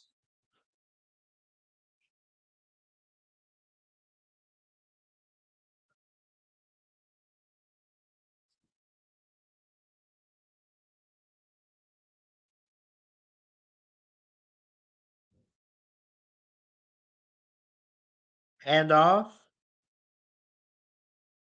Got some yardage out of that run.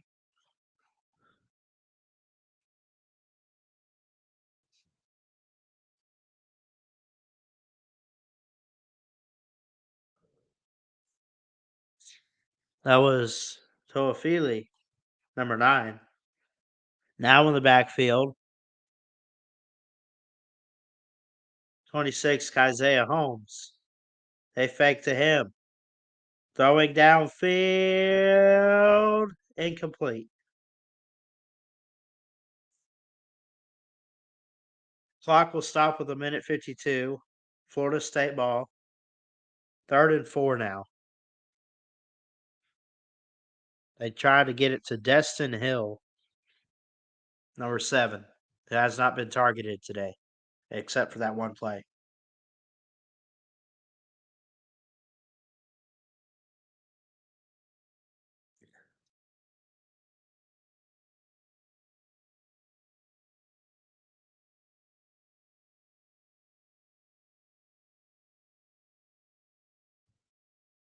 Third and 4 on the FSU 44.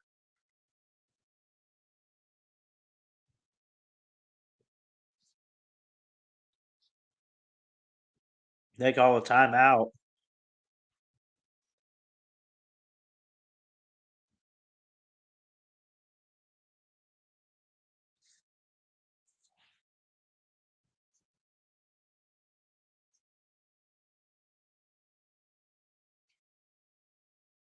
That's awesome, man. I can't wait to watch. Good for you, man.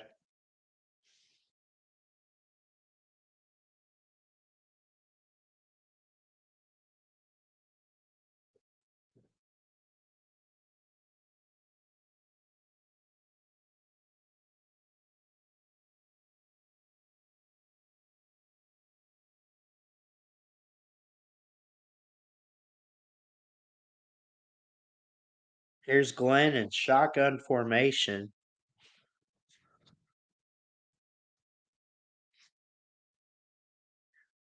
Glenn has to step up and protect the ball himself, and he falls down about midfield.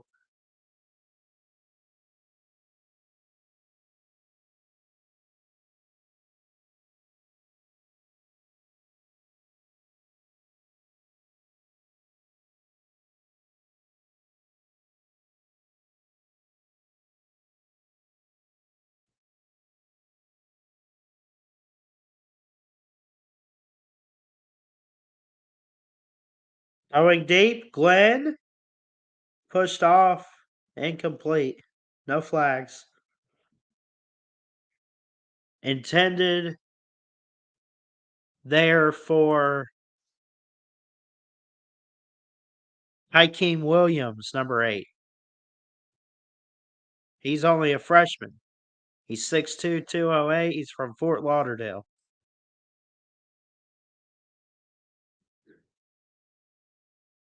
Glenn is 6 of 16 for 95 yards today. He's aired it out and he's had a lot of good yards over the middle and everything, but just unable to find the end zone. Here's Glenn on 2nd and 10. Has to throw it, and it's incomplete. Incomplete there. Tried to get it to Darian Williamson.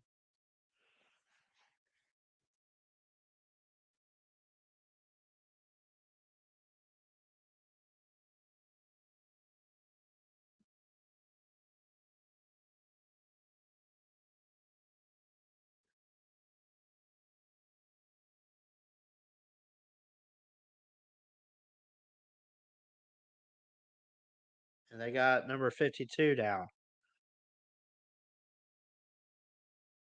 His offensive lineman. That's Robert Scott Jr. is on the ground. He's a junior offensive tackle from Arizona.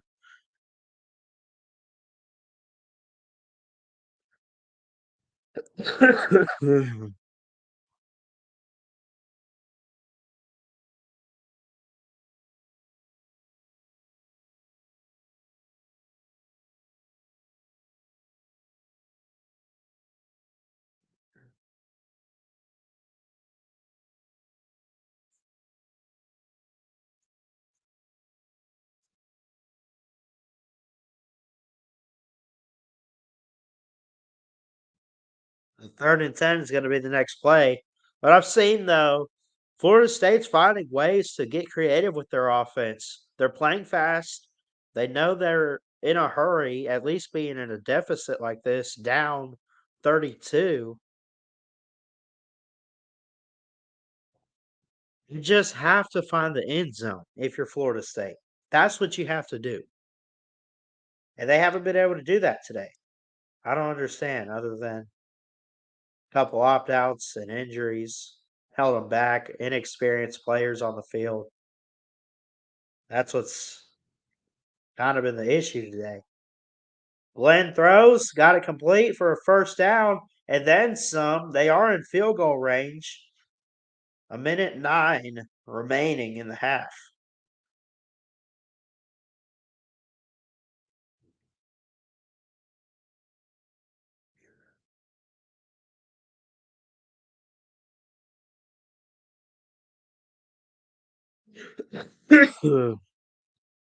Glenn throws, tipped, and incomplete.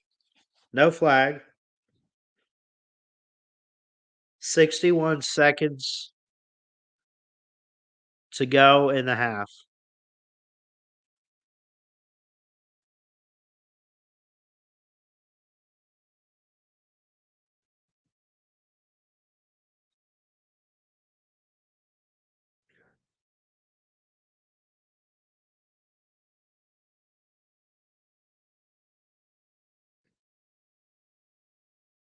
$63 seconds. They put 2 extra back on the clock.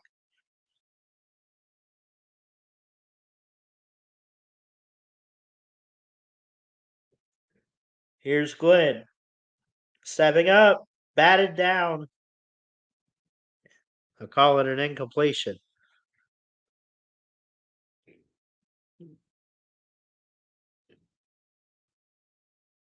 That was big number 97 for Georgia on defense.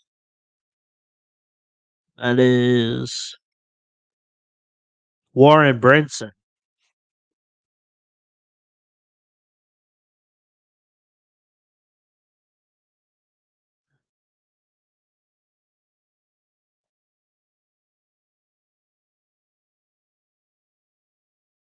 Here's Glenn.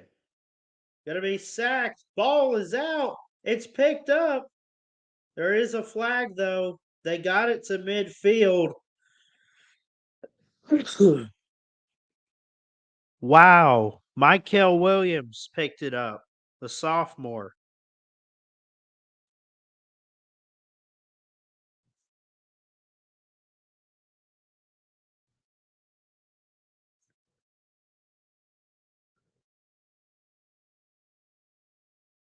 It was blocked below the waist offensive line. They declined the penalty, and it is Georgia football in good field position. 47 seconds.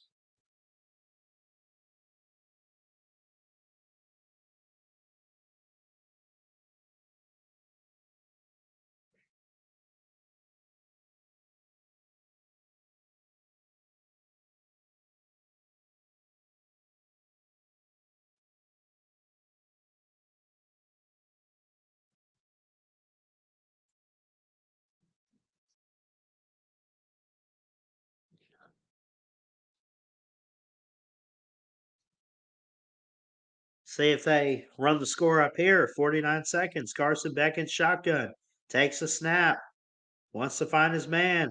Throws over the middle. Almost intercepted. It's incomplete, but it was almost picked there for a second by Conrad Hussey.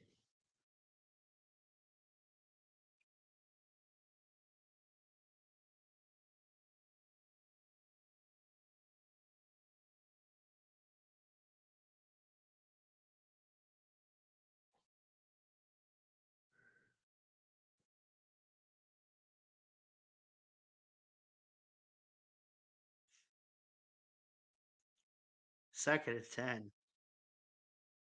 Beck throwing. Caught. And tiptoes out of bounds. First down, Georgia.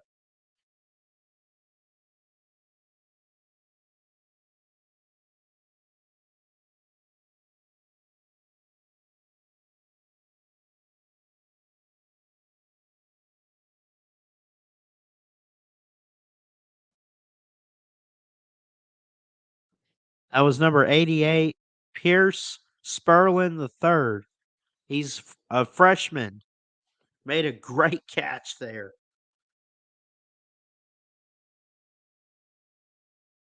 No, that was Bell. I'm sorry. I got that mixed up. I apologize. Beck throwing to the end zone. No good and incomplete. No flag. Nope, there is a flag. We're going to have pass interference on number 21, most likely, unless they are calling something else. That was Greedy Vance for Florida State.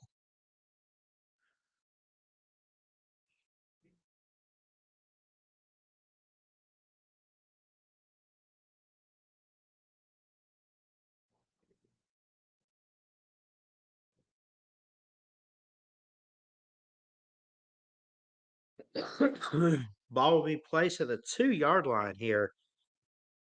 Surely Georgia punches it in. I mean, this game is practically out of reach. I mean, it's already out of reach. Georgia's going to win this game, and probably in big fashion. 32 seconds. Snap to Carson Beck. He throws to the end zone. Touchdown. Touchdown, Georgia on a quick slant. Dominic Lovett got the reception for 2 yards out.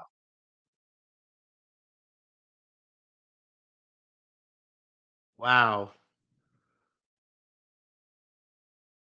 Florida State fans are just in a state of shock and disbelief at what's happening to their team.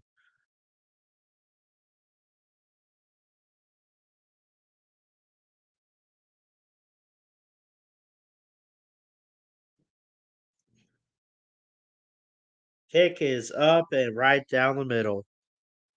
This is like last year's TCU game.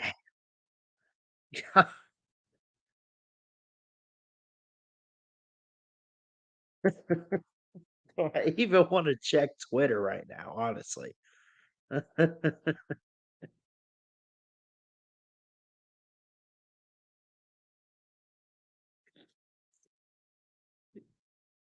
That was Dalen Everett. Dalen Everett. I think I said Edwards. I apologize for getting that mixed up there. Misread his jersey. It was Everett. 42-3. Nothing but touchdowns for the Dogs. A field goal for Florida State in this first half. What would be the message to try to get this team to make a comeback in the second half? Just don't give up. Because I don't know I mean, I don't think Florida State's doing anything wrong. I think Georgia is just dominant for sure.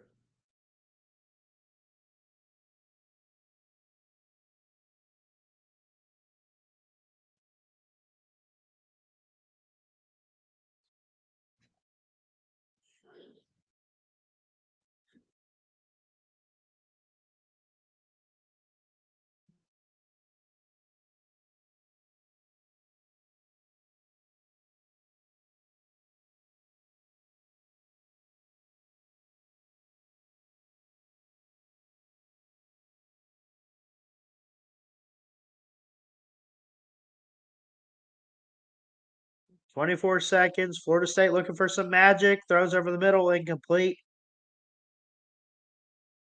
Clock's still rolling. That's an incompletion, though. Why's the clock not stopped?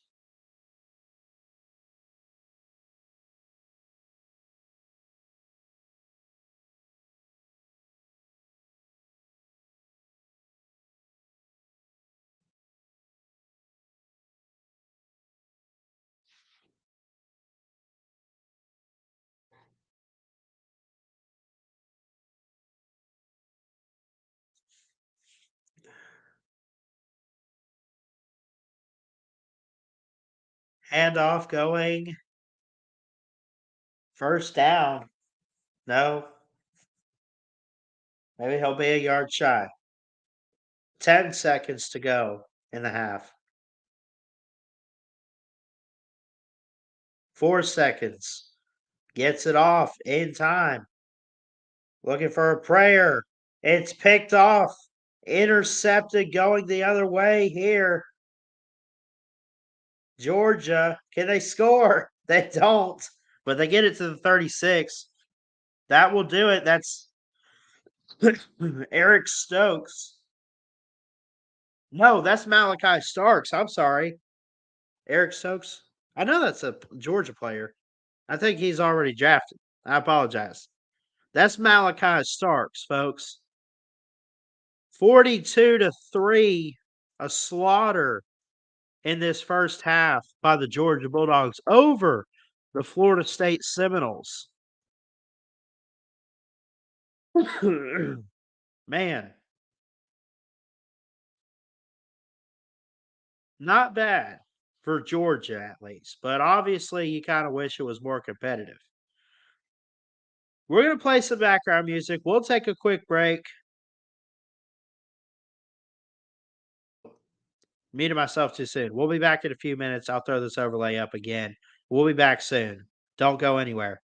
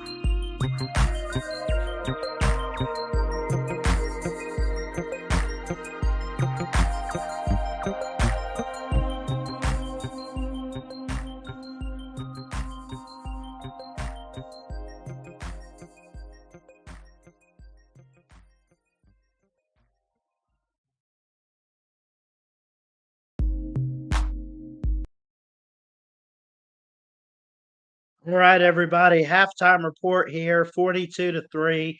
What else can you say? This is not a good game like we expected it to be.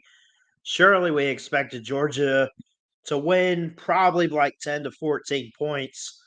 Well, they're up 39 right now at halftime over an undefeated team. Man, the Florida State catch a lot of hype this year. To what? Be losing to Georgia like this? Carson Beck, 13 of 18, 203 yards and 2 touchdowns. Brock Glenn, 7 of 22, 1 pick, no touchdowns. 121 yards ain't bad. Kendall Milton, 9 carries, 104 yards and 2 touchdowns. You have the running back, Jaquil Douglas, 7 carries for 42 yards. You got Porter, Kentrop Porter, 84 yards off 4 receptions. 4 receptions for Dylan Bell for Georgia for 84 yards. That's actually kind of hard to do to have the same exact stats for your lead receivers on each team. I think it's hard, at least. I think it's a rarity. Georgia has a 99.4% chance to win the game at this moment. When we started the game, they gave them only a 61.1% chance to win.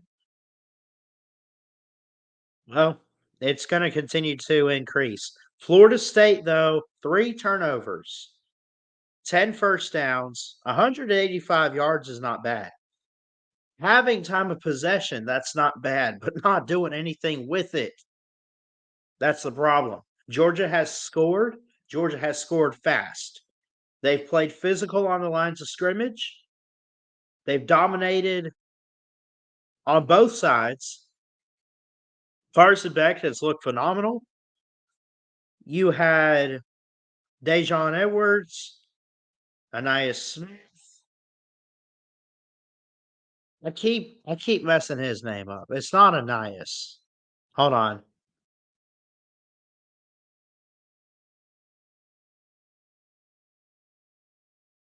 Anyway, you had all these guys. Arian Smith. I apologize. Arian. I'll get it.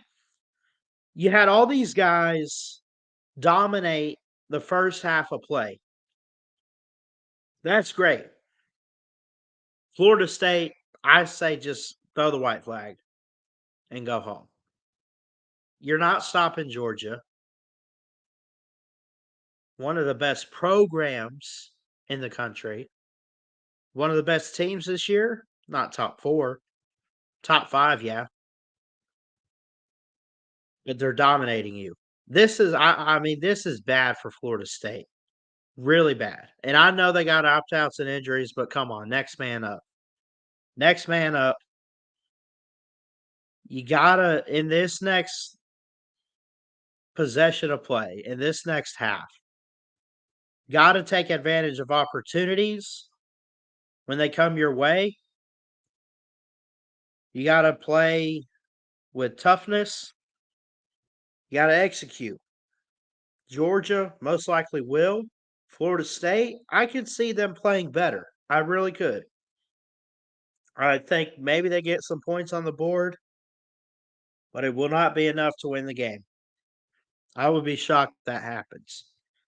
That's my halftime analysis for the Orange Bowl 2023. Happy New Year. I don't know what else to say. I'll play some more background music. We'll be back in a bit.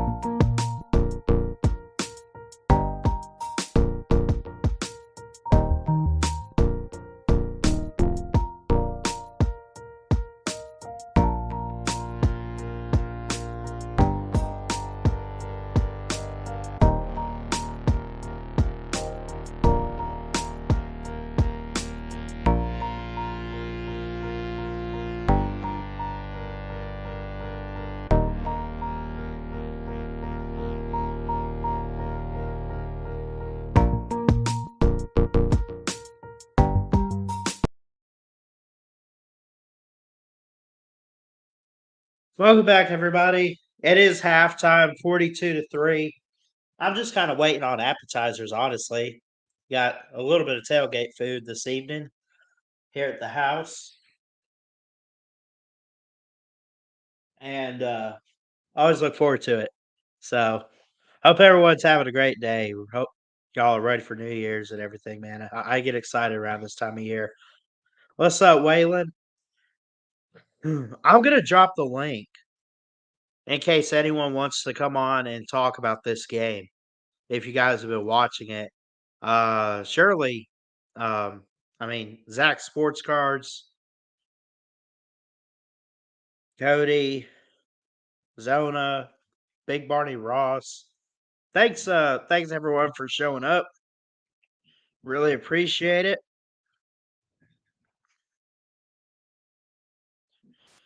Of course, they got whoever this is performing the halftime show.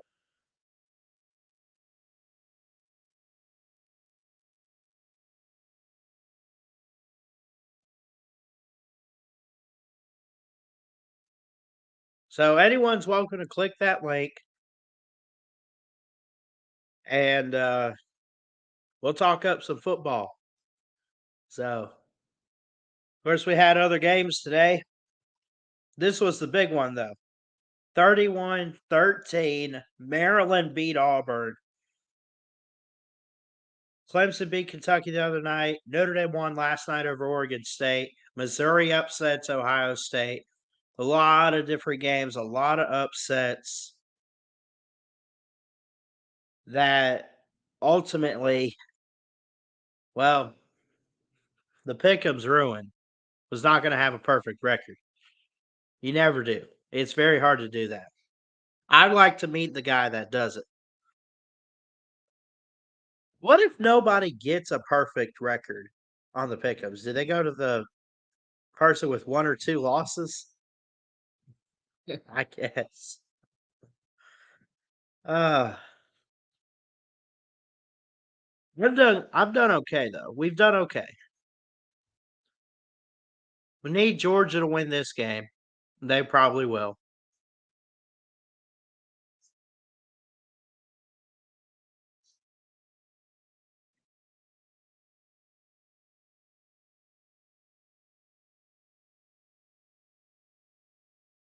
Need Alabama and Washington to win the playoff games on Monday. I got 298 for points. Oh, no, I'm looking at the wrong one. I did a second one. I don't know. The official bowl picks is 90%, 20 and 15, 200 points.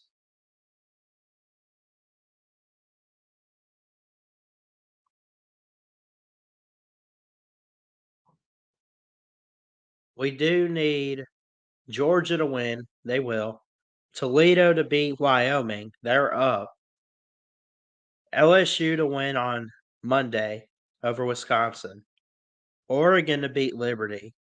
Iowa to beat Tennessee. Alabama to beat Michigan. Washington to beat Texas.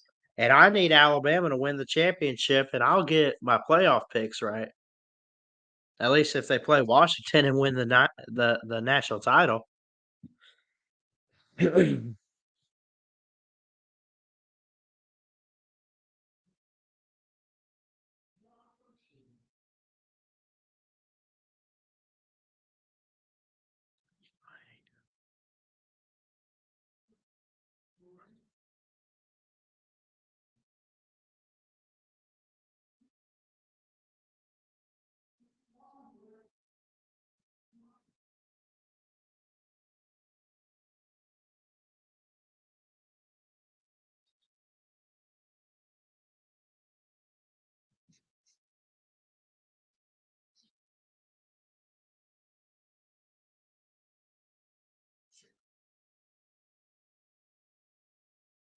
Anyway, sorry about that.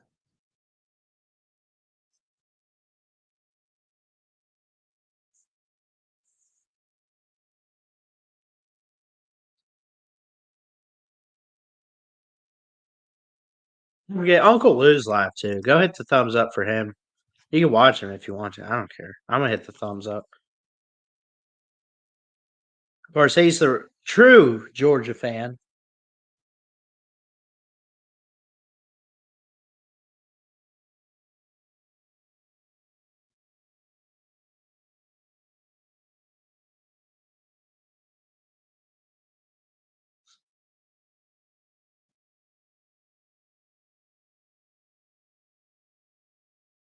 Who else is live?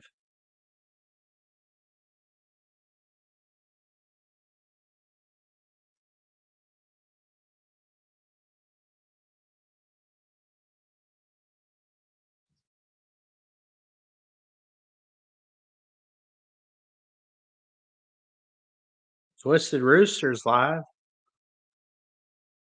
A bunch of the Locked On podcasts I follow are live. Kangaroo Black, Goose. Let's check out Rooster. What's he doing?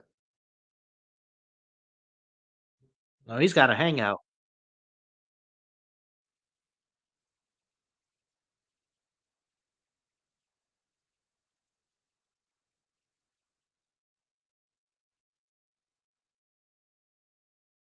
You're talking about the Slob Olympics.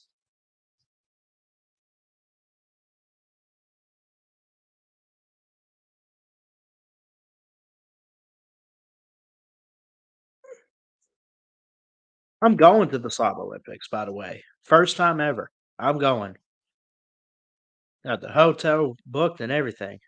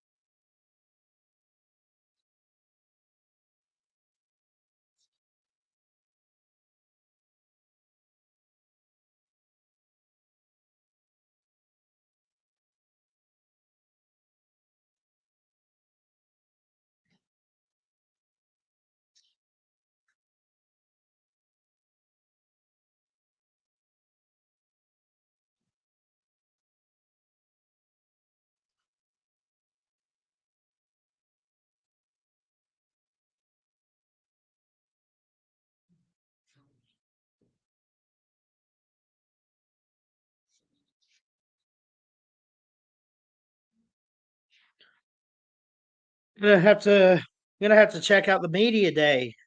Rose Bowl media day today. Coach Saban had a 54-24. That's a long one. I might have to skip through some stuff, but it'd be interesting to see what Coach had to say today. That would be interesting. I want to see if anyone else got to talk. I know they've had some players this week and some. Let's see. They played Liberty, Nate Oates, Defense Media Day, Dallas Turner, Defense Media Day, Justin Boygby, Defense Media Day, Kool-Aid McKinstry, Malachi Moore, Deontay Lawson, Tommy Reese. I got a lot to catch up on that they posted in the past 3 days because I love hearing the pressers. And I'm also curious about Jim Harbaugh and company. What have they had to say? That's what's interesting there.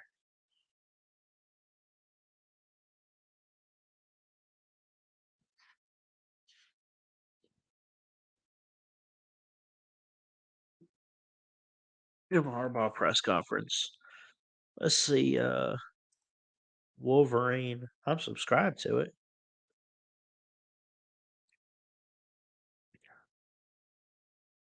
I'm gonna put it all. I have to check out the press conferences later for the games, and then I want to find out about the Huskies and Texas Longhorns, of course, what they had to say. That could be stuff I do tomorrow. I don't know. Here we go.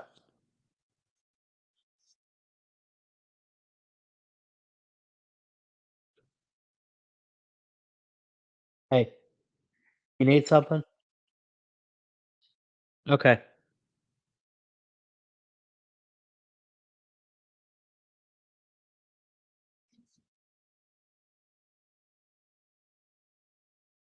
Oh man.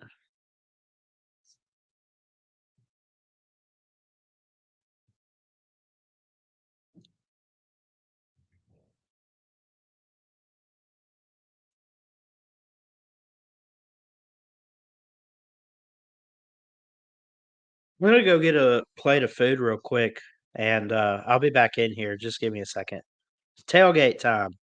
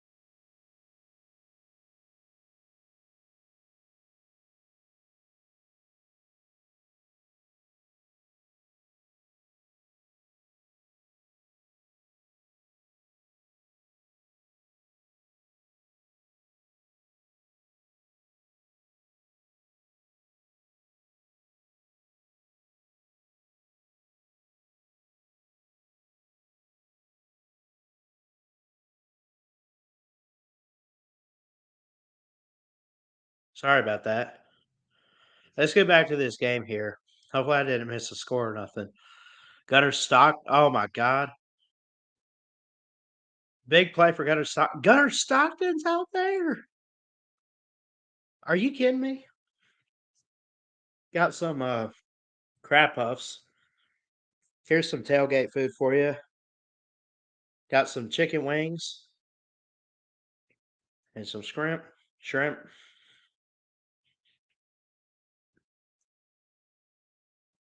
Mm.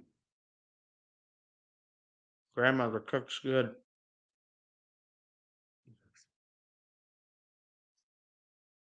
Second and six. Second and eight. I'm sorry. Gunner Stockton throws. Oh wow! How did he catch that? That was a good play. Down to about the 12. Rosemary Rosemary Jack Saint.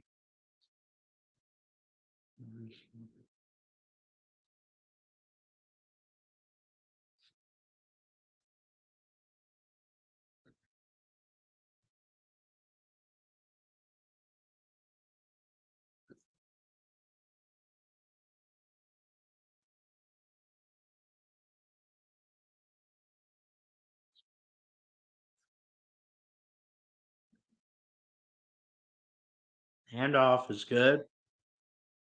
Up to about the 6.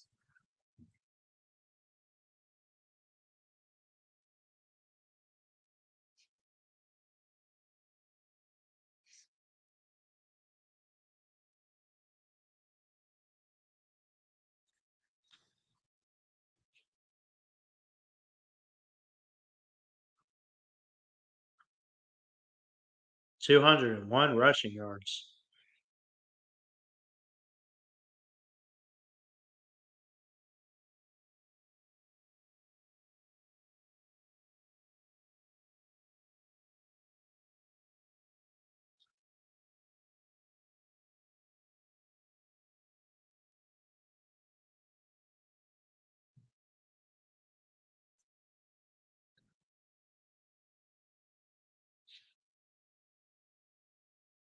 $10:21 to go in the third. Gunnar Stockton's still at quarterback. Takes the snap, hands it off, bounces off defenders, and they wrap him up at the 2. But he does move it to 1st and goal.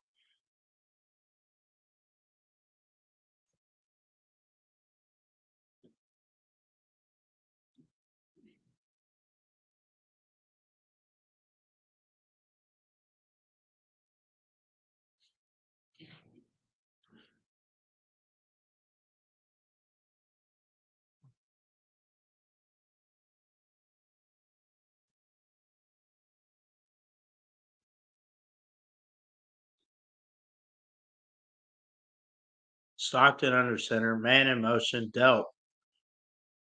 Hands it off, bounces in for a touchdown. Touchdown, Dejuan Edwards for 2 yards for 6.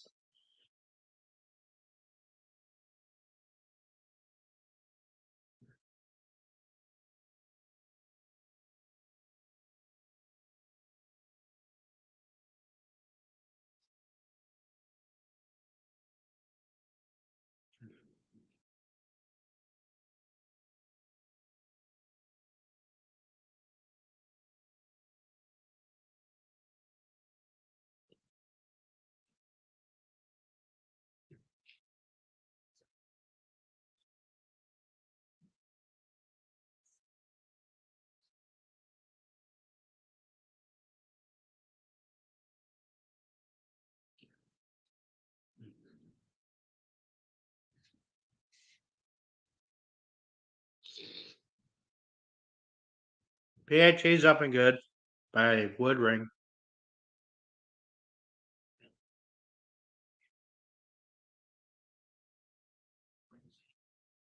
I'm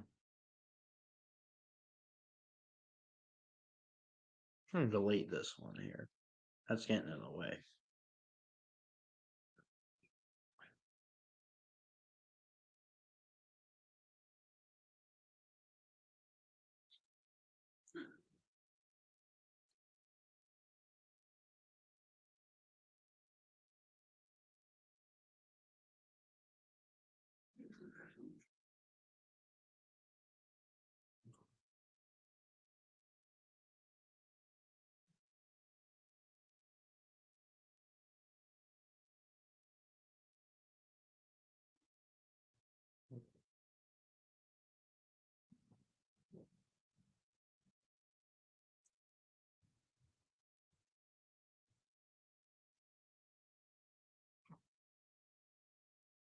So what you guys think? Worst bowl game this season? I think so. I mean, I credit Georgia for being as good as they are. But even with the backups for Florida State, you at least thought it would be a little bit more competitive, right? I did. My bad.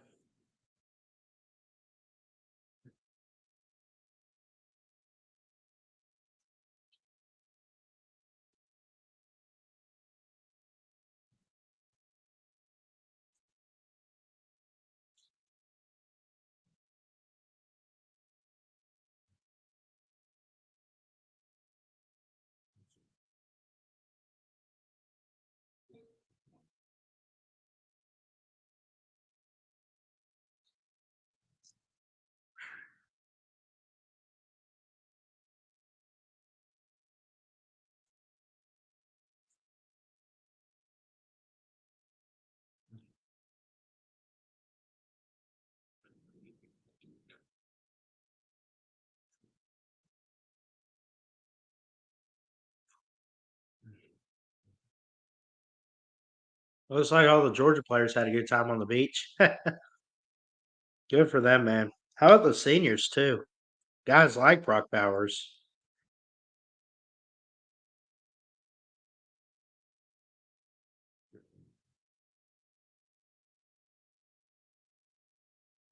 9:23 left in the third.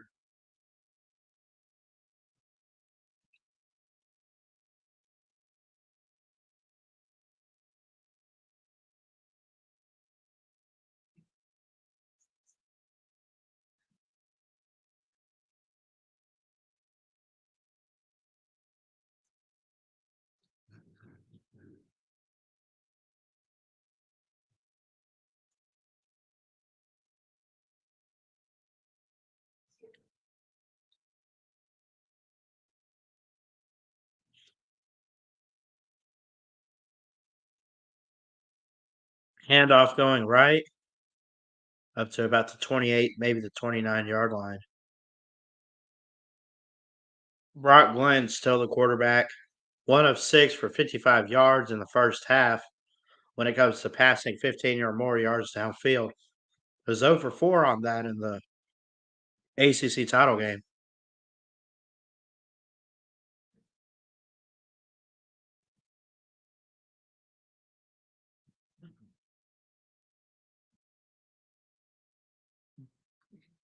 Who's Glenn? Oh, it's tripped up.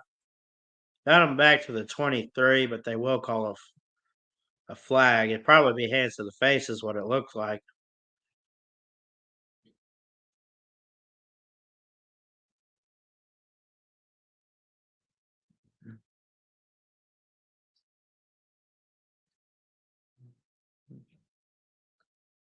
Face mask.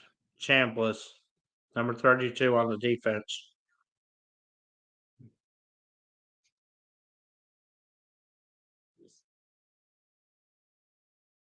Jay Tapper, what's going on? End of season rankings better take the bowl games into consideration to determine next year's season starting rankings. If they don't, they are not serious. I think next year's ranking should not start out being based on what you did last year. Well, I don't know. Maybe a little, but you next year's rankings will be based on next year. The end of season rankings will take ball games into consideration.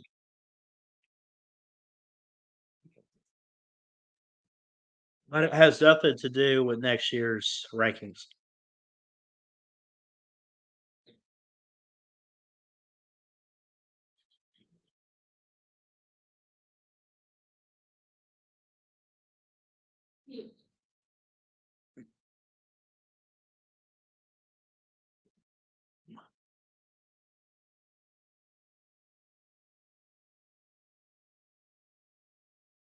Handoff going only about a yard, not even two, is Kazea Holmes.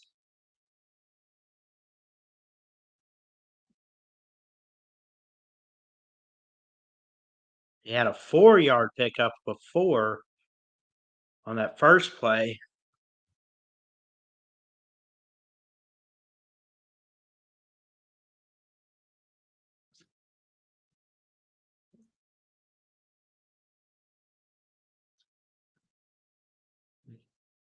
Throws, it's tipped as he throws.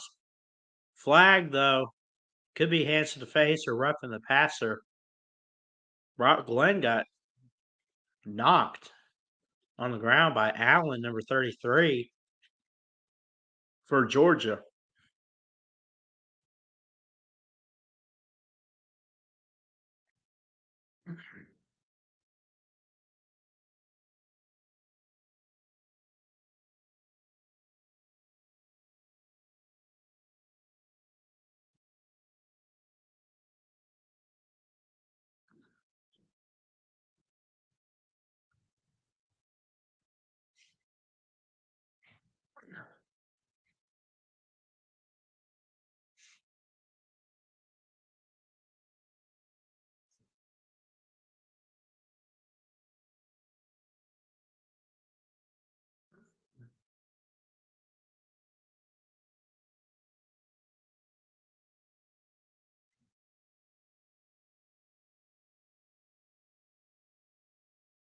Who's the punt?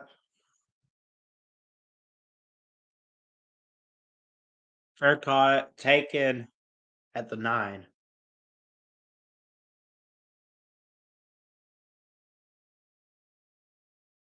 49-3.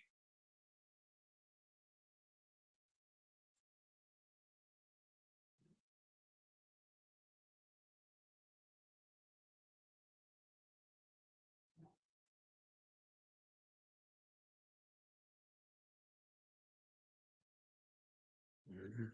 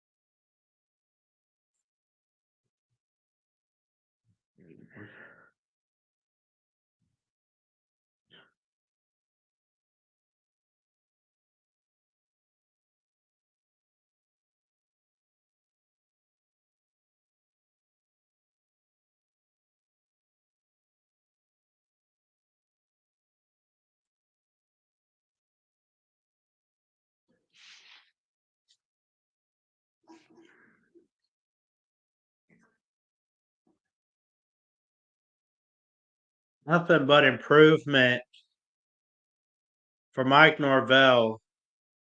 5-7, 10-3 last year, 13-0 this year, 13-1 technically, but we're not counting yet. He's gonna go places. Florida State's not going anywhere, I don't think. Just keep recruiting, keep using transfer portal. That'll be all right.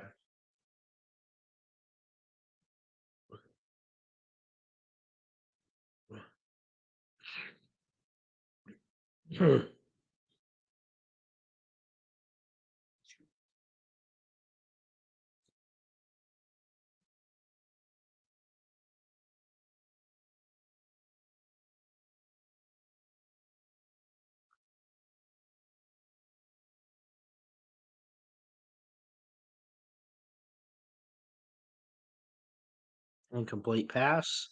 Georgia. 2nd and 10.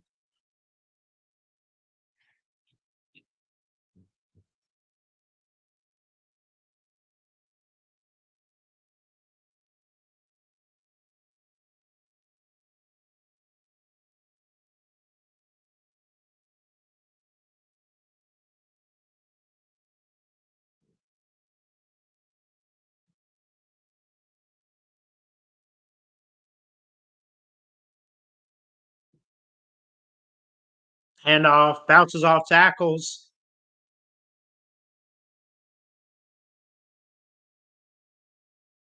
It's Robinson.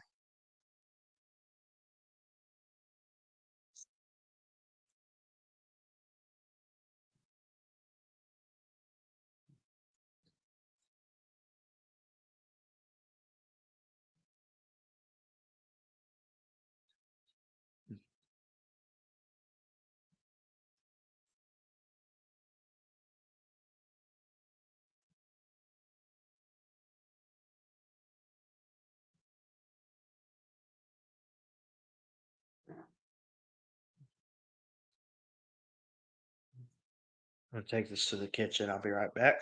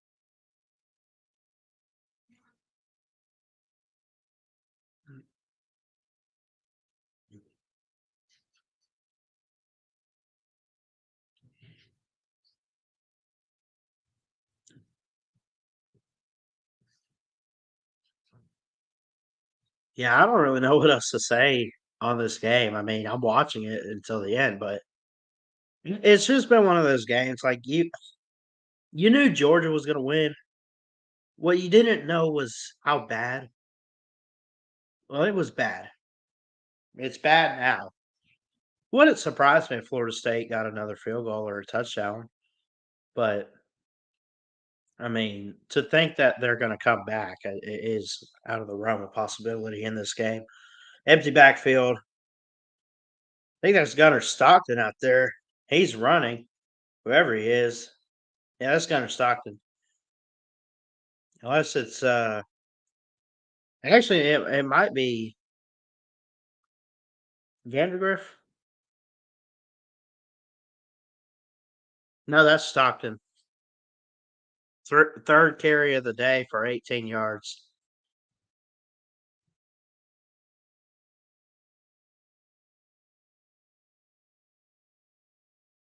They go to commercial break. There's an injury timeout.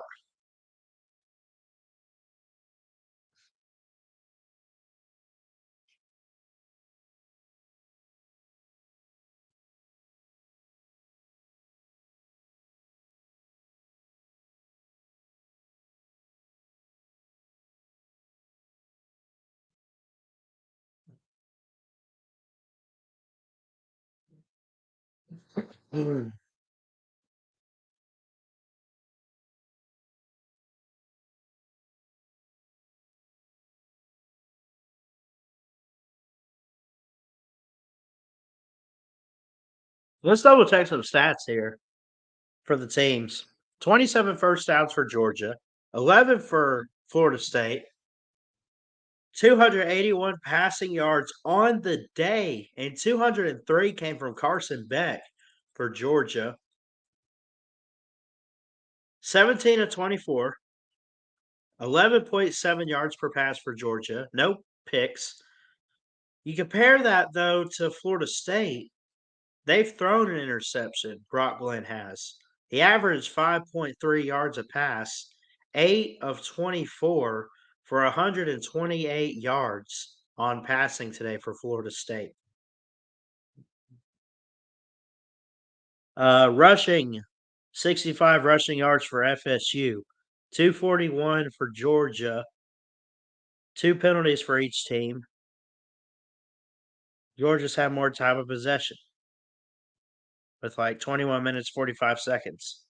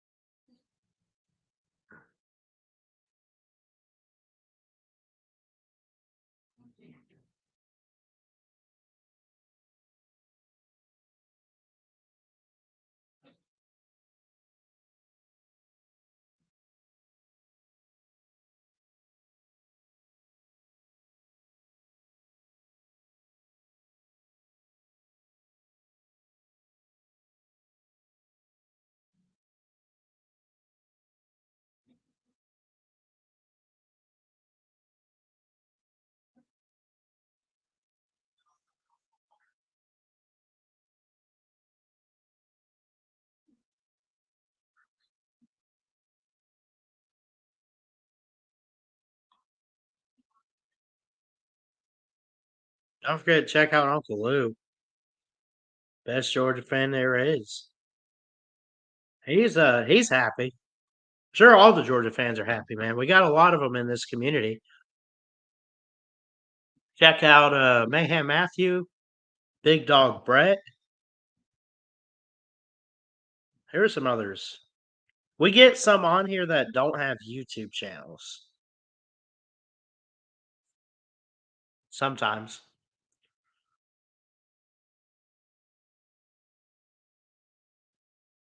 Thank you for the likes on Facebook. Mike, Patricia, and Crystal. Appreciate that.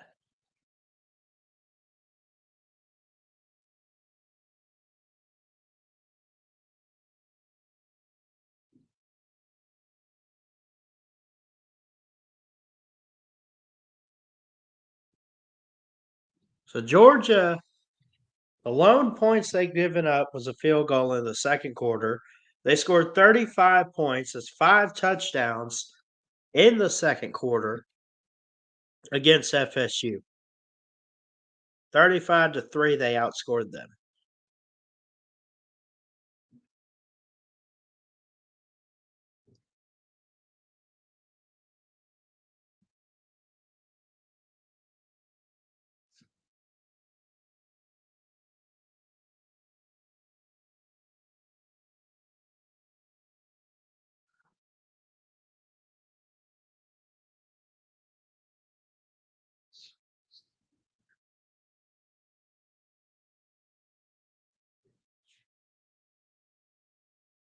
Too many tabs. Hold on. Hold on. Let me close one.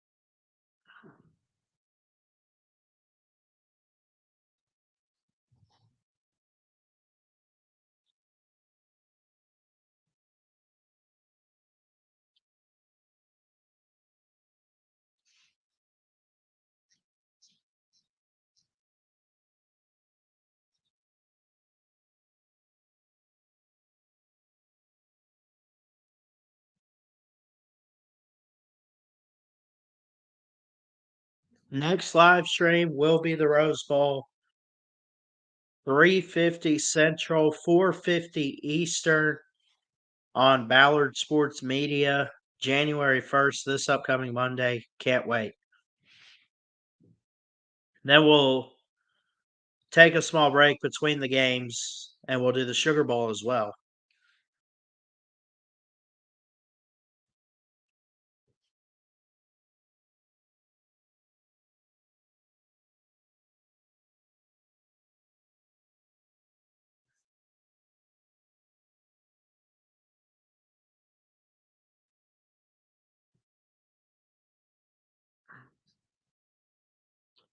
Georgia just scored again. Touchdown. Oh, we can have fun with this. There's Stockton. Just kind of throws one into the end zone.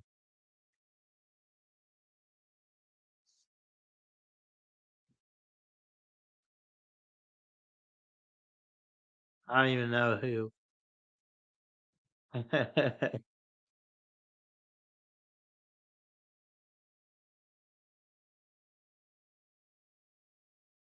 55-3.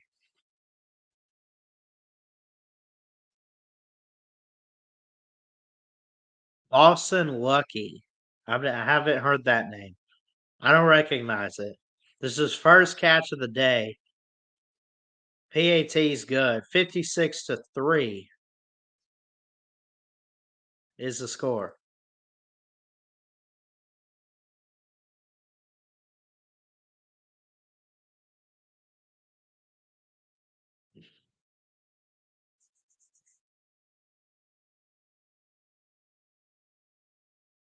Might they score more than they did on TCU? I'll tell you what, what they win 65-7? They're beating Florida State. TCU put up a bigger fight than Florida State has today. That's fair. And you could say Georgia was just a better team last year or something. I don't you can say whatever you want. I would agree. Georgia was a better team last year,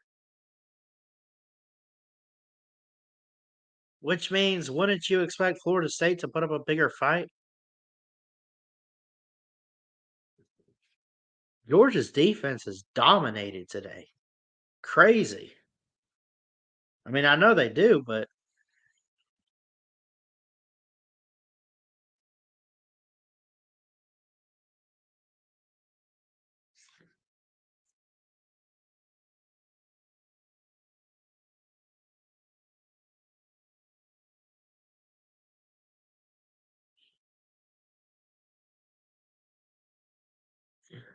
handoff, going, going up to the 31. That's another carry there for Douglas. He's actually done okay, I think.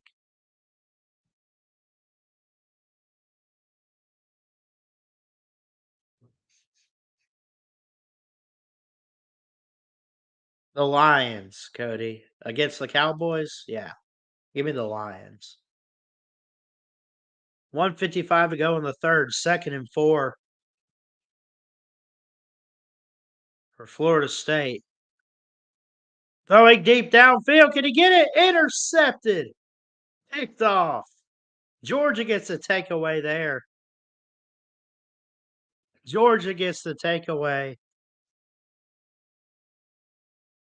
That's number 6 on the defense for Georgia. His name, let me find him, Dalen Everett. Oh, Dalen Everett. Yeah, he had a play earlier, I thought. I remember that name coming up, but Everett gets the pick. He just went up and got it like a receiver.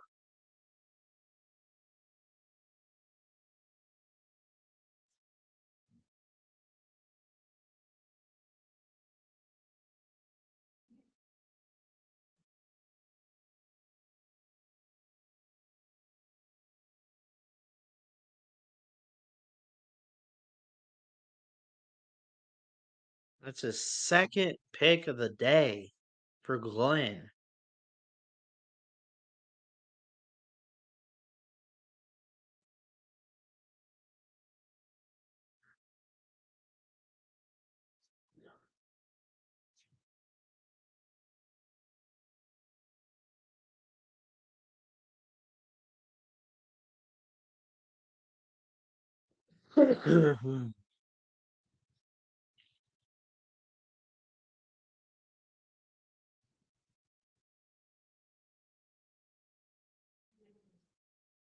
If this is our national championship, this is worse than TCU last year. Congrats to Georgia on their three-peat.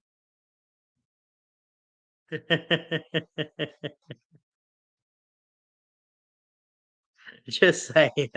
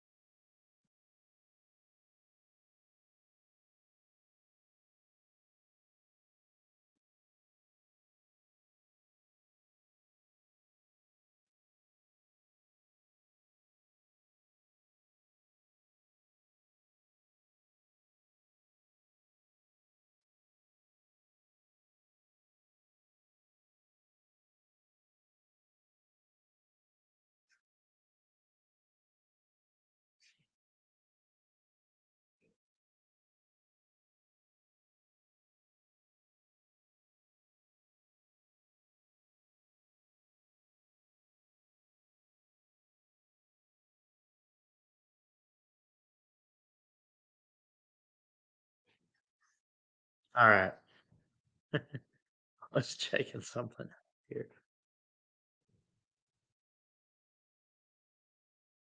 Hold on.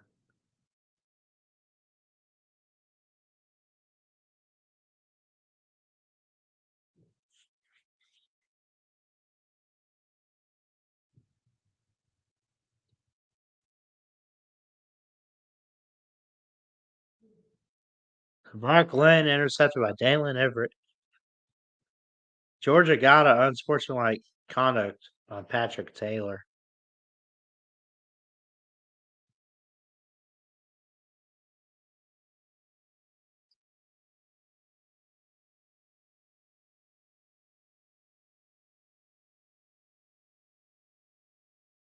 Third and one. Handoff.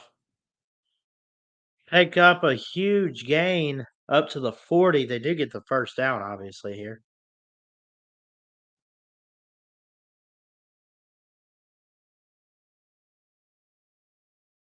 For Page? No, Paul. I'm sorry.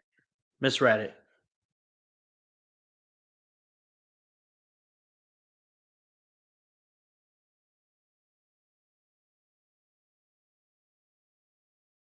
End of three. 56-3.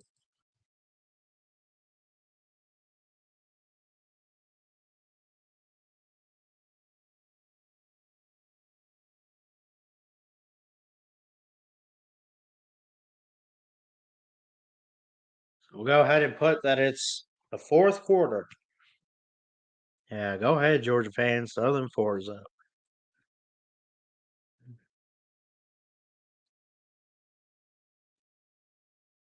I'm not kidding when I say this might be the worst New Year's Six bowl I've seen. Uh, this is bad.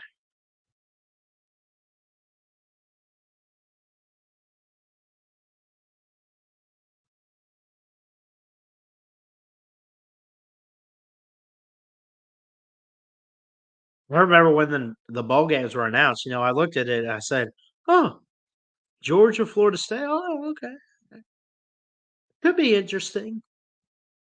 Nah, nah, upset. Georgia was favored, but they are ranked lower at 6. Florida State was 5.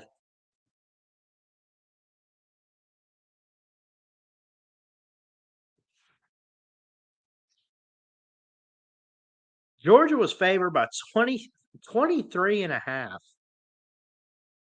They're up by 53.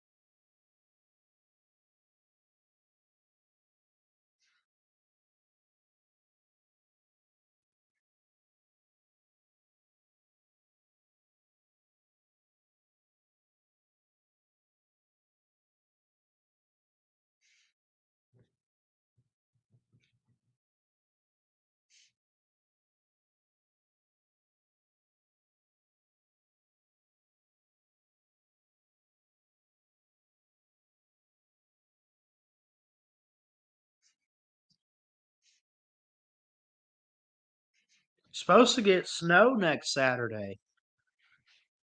Here where I am, snow and rain. We had a little bit last night.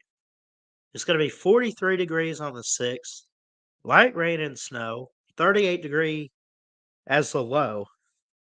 Gosh, It's crazy. I want to see what the Rose Bowl. What's Pasadena looking like? Because it was raining today. What's it going to look like on Monday? 65 and sunny. No chance of rain. Okay. No, even not even worth checking New Orleans because it's a dome, so it's not going to affect the game really. It might affect travel. Stockton with a huge run. 1st and 10 now for the Dogs. Still got 14 minutes to play, but obviously this game out of reach.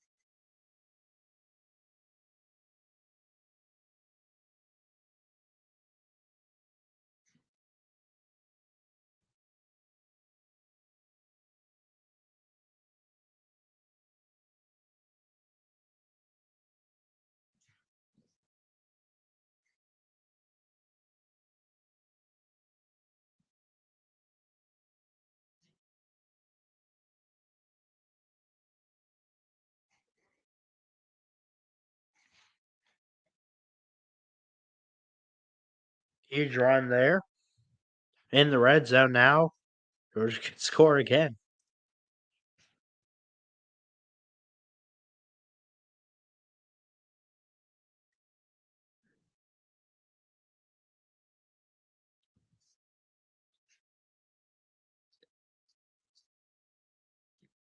On that run was Cash Jones. Stockton gonna take off. Broke a tackle. Shake it off. Lowers his head. Got a few on the play. That clock rolling.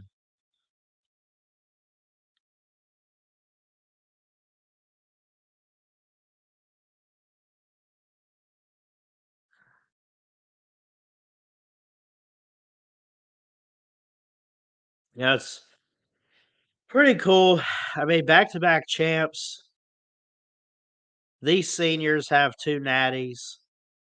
Guys like Carson Beck, 2 natties. They might not have three-peated, but I think this is a way you wanna end the season. Here's a pass to the end zone. It's caught. Touchdown, Dogs. Touchdown.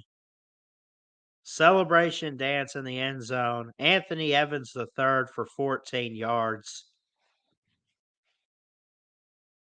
Huge play, and Georgia up 62-3, but a flag. Probably unsportsmanlike conduct, but we'll find out. But yeah, like I was saying, I mean, back-to-back champions, they don't have to hang their head that they missed the playoffs. It's not like that's the expectation every single year. It might be, I don't know. But anyone would give anything, their left arm, to be in Georgia's position, to be in Alabama's position even. But really you'd say that about Georgia because of course anyone would give anything to be in the playoff. But come on, back to back, like national titles. What was their win streak? It was like 31 games before they lost. Or was it, I don't know. Basically they had not lost to Alabama or lost a game really since they lost to Alabama in 2021. They went on a big win streak. Stetson Bennett got drafted to the Rams. Carson Beck came in this year.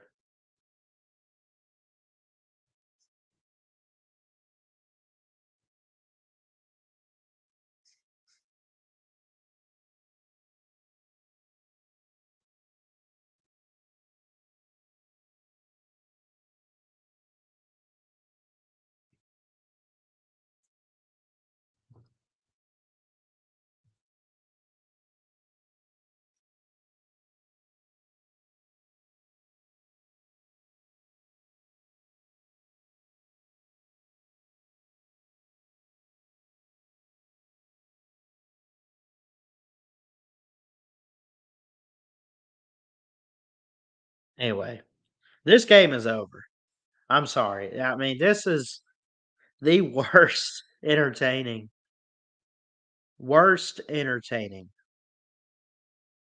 Orange Bowl, New Year's Six, playoff type. I mean, wow. 60-point deficit right now.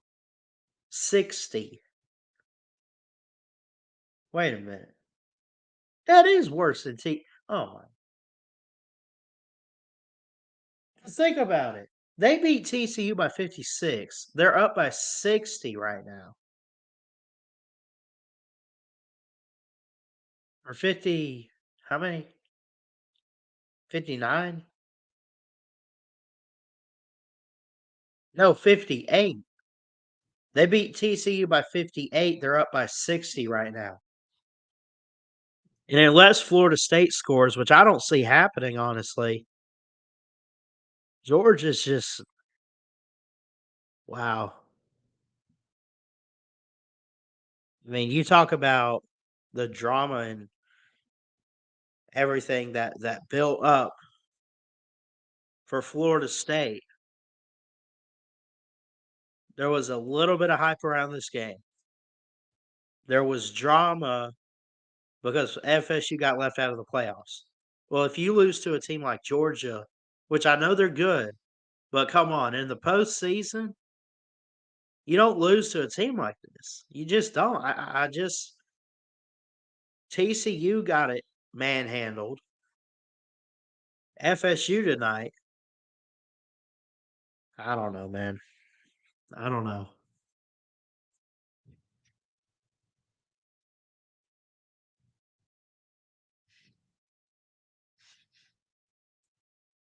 I'll watch the rest of this game. If I'm just gonna be honest, I don't know about trying to bore you guys. Like, not that I am boring you. I hope not. But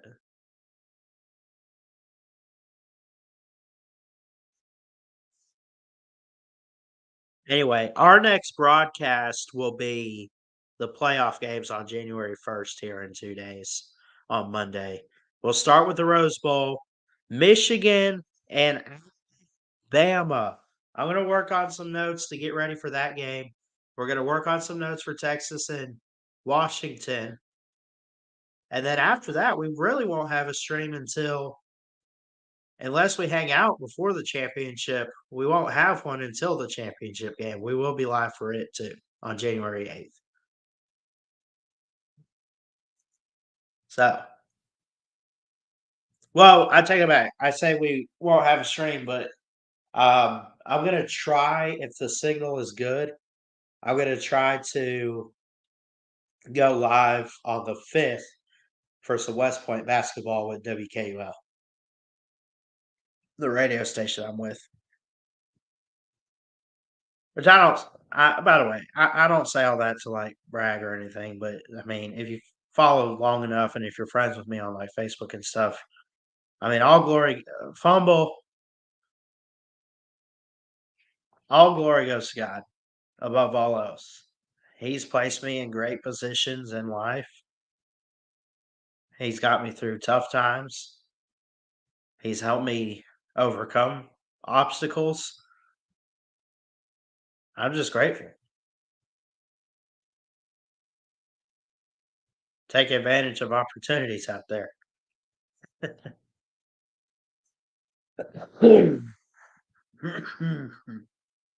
Anyway, I'll watch the rest of this game. I want to see this play though. Throws, it's caught, but there's 10:40 left. You're down 60 points. You're Florida State. You're just trying to make big plays now just to see what you can get. Just get a small spark. But it's 4th and 4. They are going to punt.